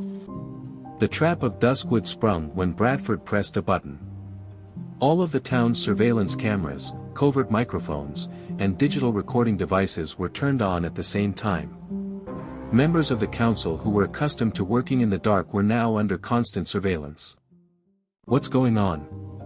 As his corporate troops reported several federal trucks approaching, Thomas Blackwood made a demand. It's not feasible. All 3 states' judges are owned by us. No more. Through the town's emergency system, Cooper responded. Examine your phones. The council members discovered a deluge of evidence on their protected devices. 30 years of taped talks, corruption, and conspiracy evidence. All of the information gathered by Cooper and Miguel Delgado was disseminated to law enforcement organizations around the world at the same time. None of this can be proven by you. From his command car, Judge Mills yelled. We have limitless resources and the greatest attorneys. Take another look. Bradford returned with a voice. Every recording was confirmed, every document was certified, and every connection was demonstrated.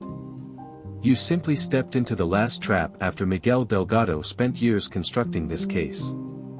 This time, actual federal officials were coordinating with local law enforcement from Nora's Diner, which had evolved into a command center.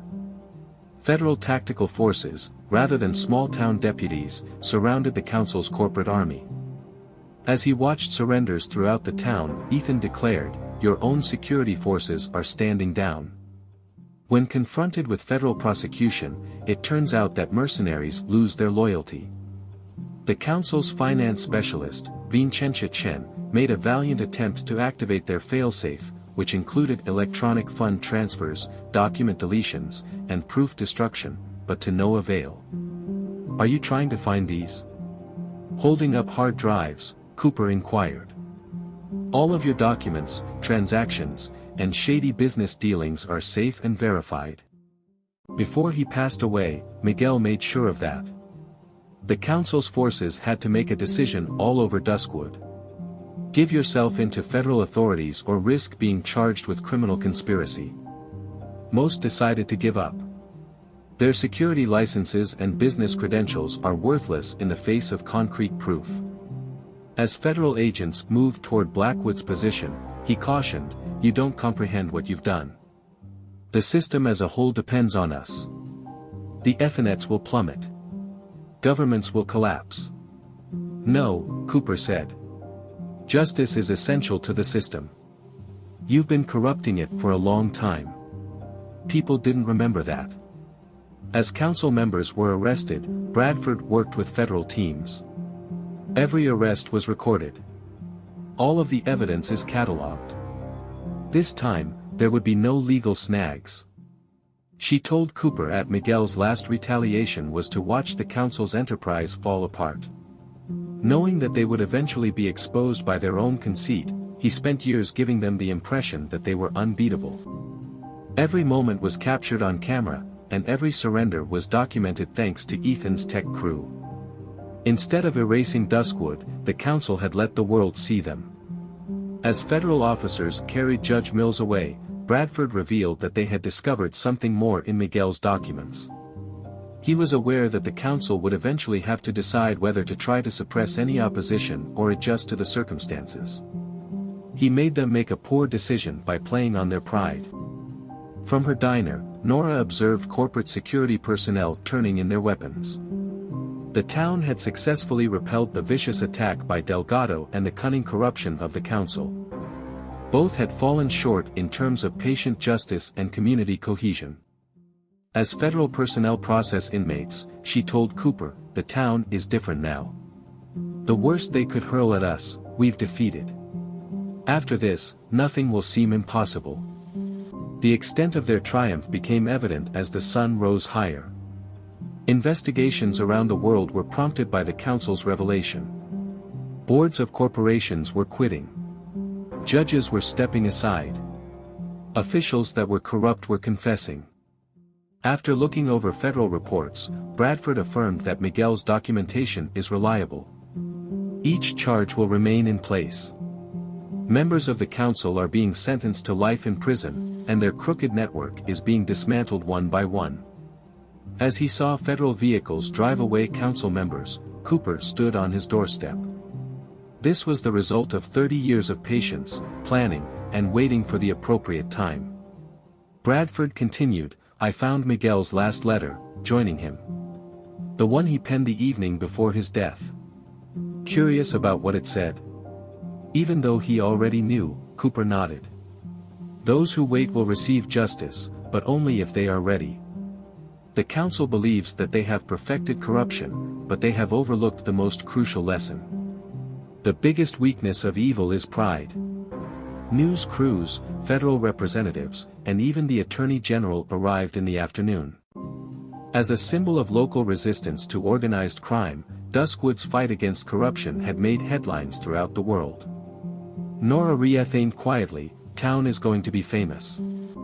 People will be curious about our methods.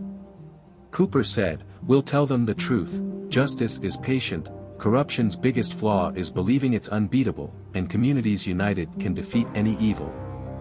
Duskwood started to get back to normal as nightfall drew near. While corporate security personnel were taken to detention centers, federal teams analyzed evidence. Their ultimate demise had resulted from the council's attempted coup. As they watched the sun set, Cooper assured Bradford that Miguel would be happy. His son attempted to establish a corrupt empire. Rather, he assisted in revealing and destroying something far more sinister. Duskwood was enveloped in darkness, but this time there was nothing to fear. The town had to contend with sophisticated corruption and ruthless bloodshed. It had come out stronger, closer together, an ray of hope for those battling like it. The conflict was over. Finally, justice had won out, patient but unyielding. Duskwood was no longer only a town. It now served as a representation of what could be accomplished by communities uniting against corruption. After 30 years, Cooper examined his weapon one more time, a habit that didn't seem to be as important now. Their corrupt empire was exposed and demolished, their corporate troops were vanquished, and the council was concluded. The town was changed by its Vincente, and the final remnants of the war were carried away by the desert wind. Duskwood has triumphed not only for itself but also for every town dealing with corruption and every individual pursuing justice. The long wait was done, and a new chapter would begin with the sunrise. For now, however, Cooper let himself feel the weight of Vincente beneath the stars of the desert. Ultimately, the promise of peace prevailed. 2 more amazing tales await you directly on your screen in the next section. You won't want to miss these if you like this one. Simply click to view, and remember to subscribe. A lot would be at stake. Disclaimer. This channel stands against all forms of intolerance, discrimination, racism, and violations of human rights. The stories shared here are original creations, developed to encourage reflection, understanding, and constructive dialogue. All content is produced with a commitment to respecting diversity and honoring human dignity.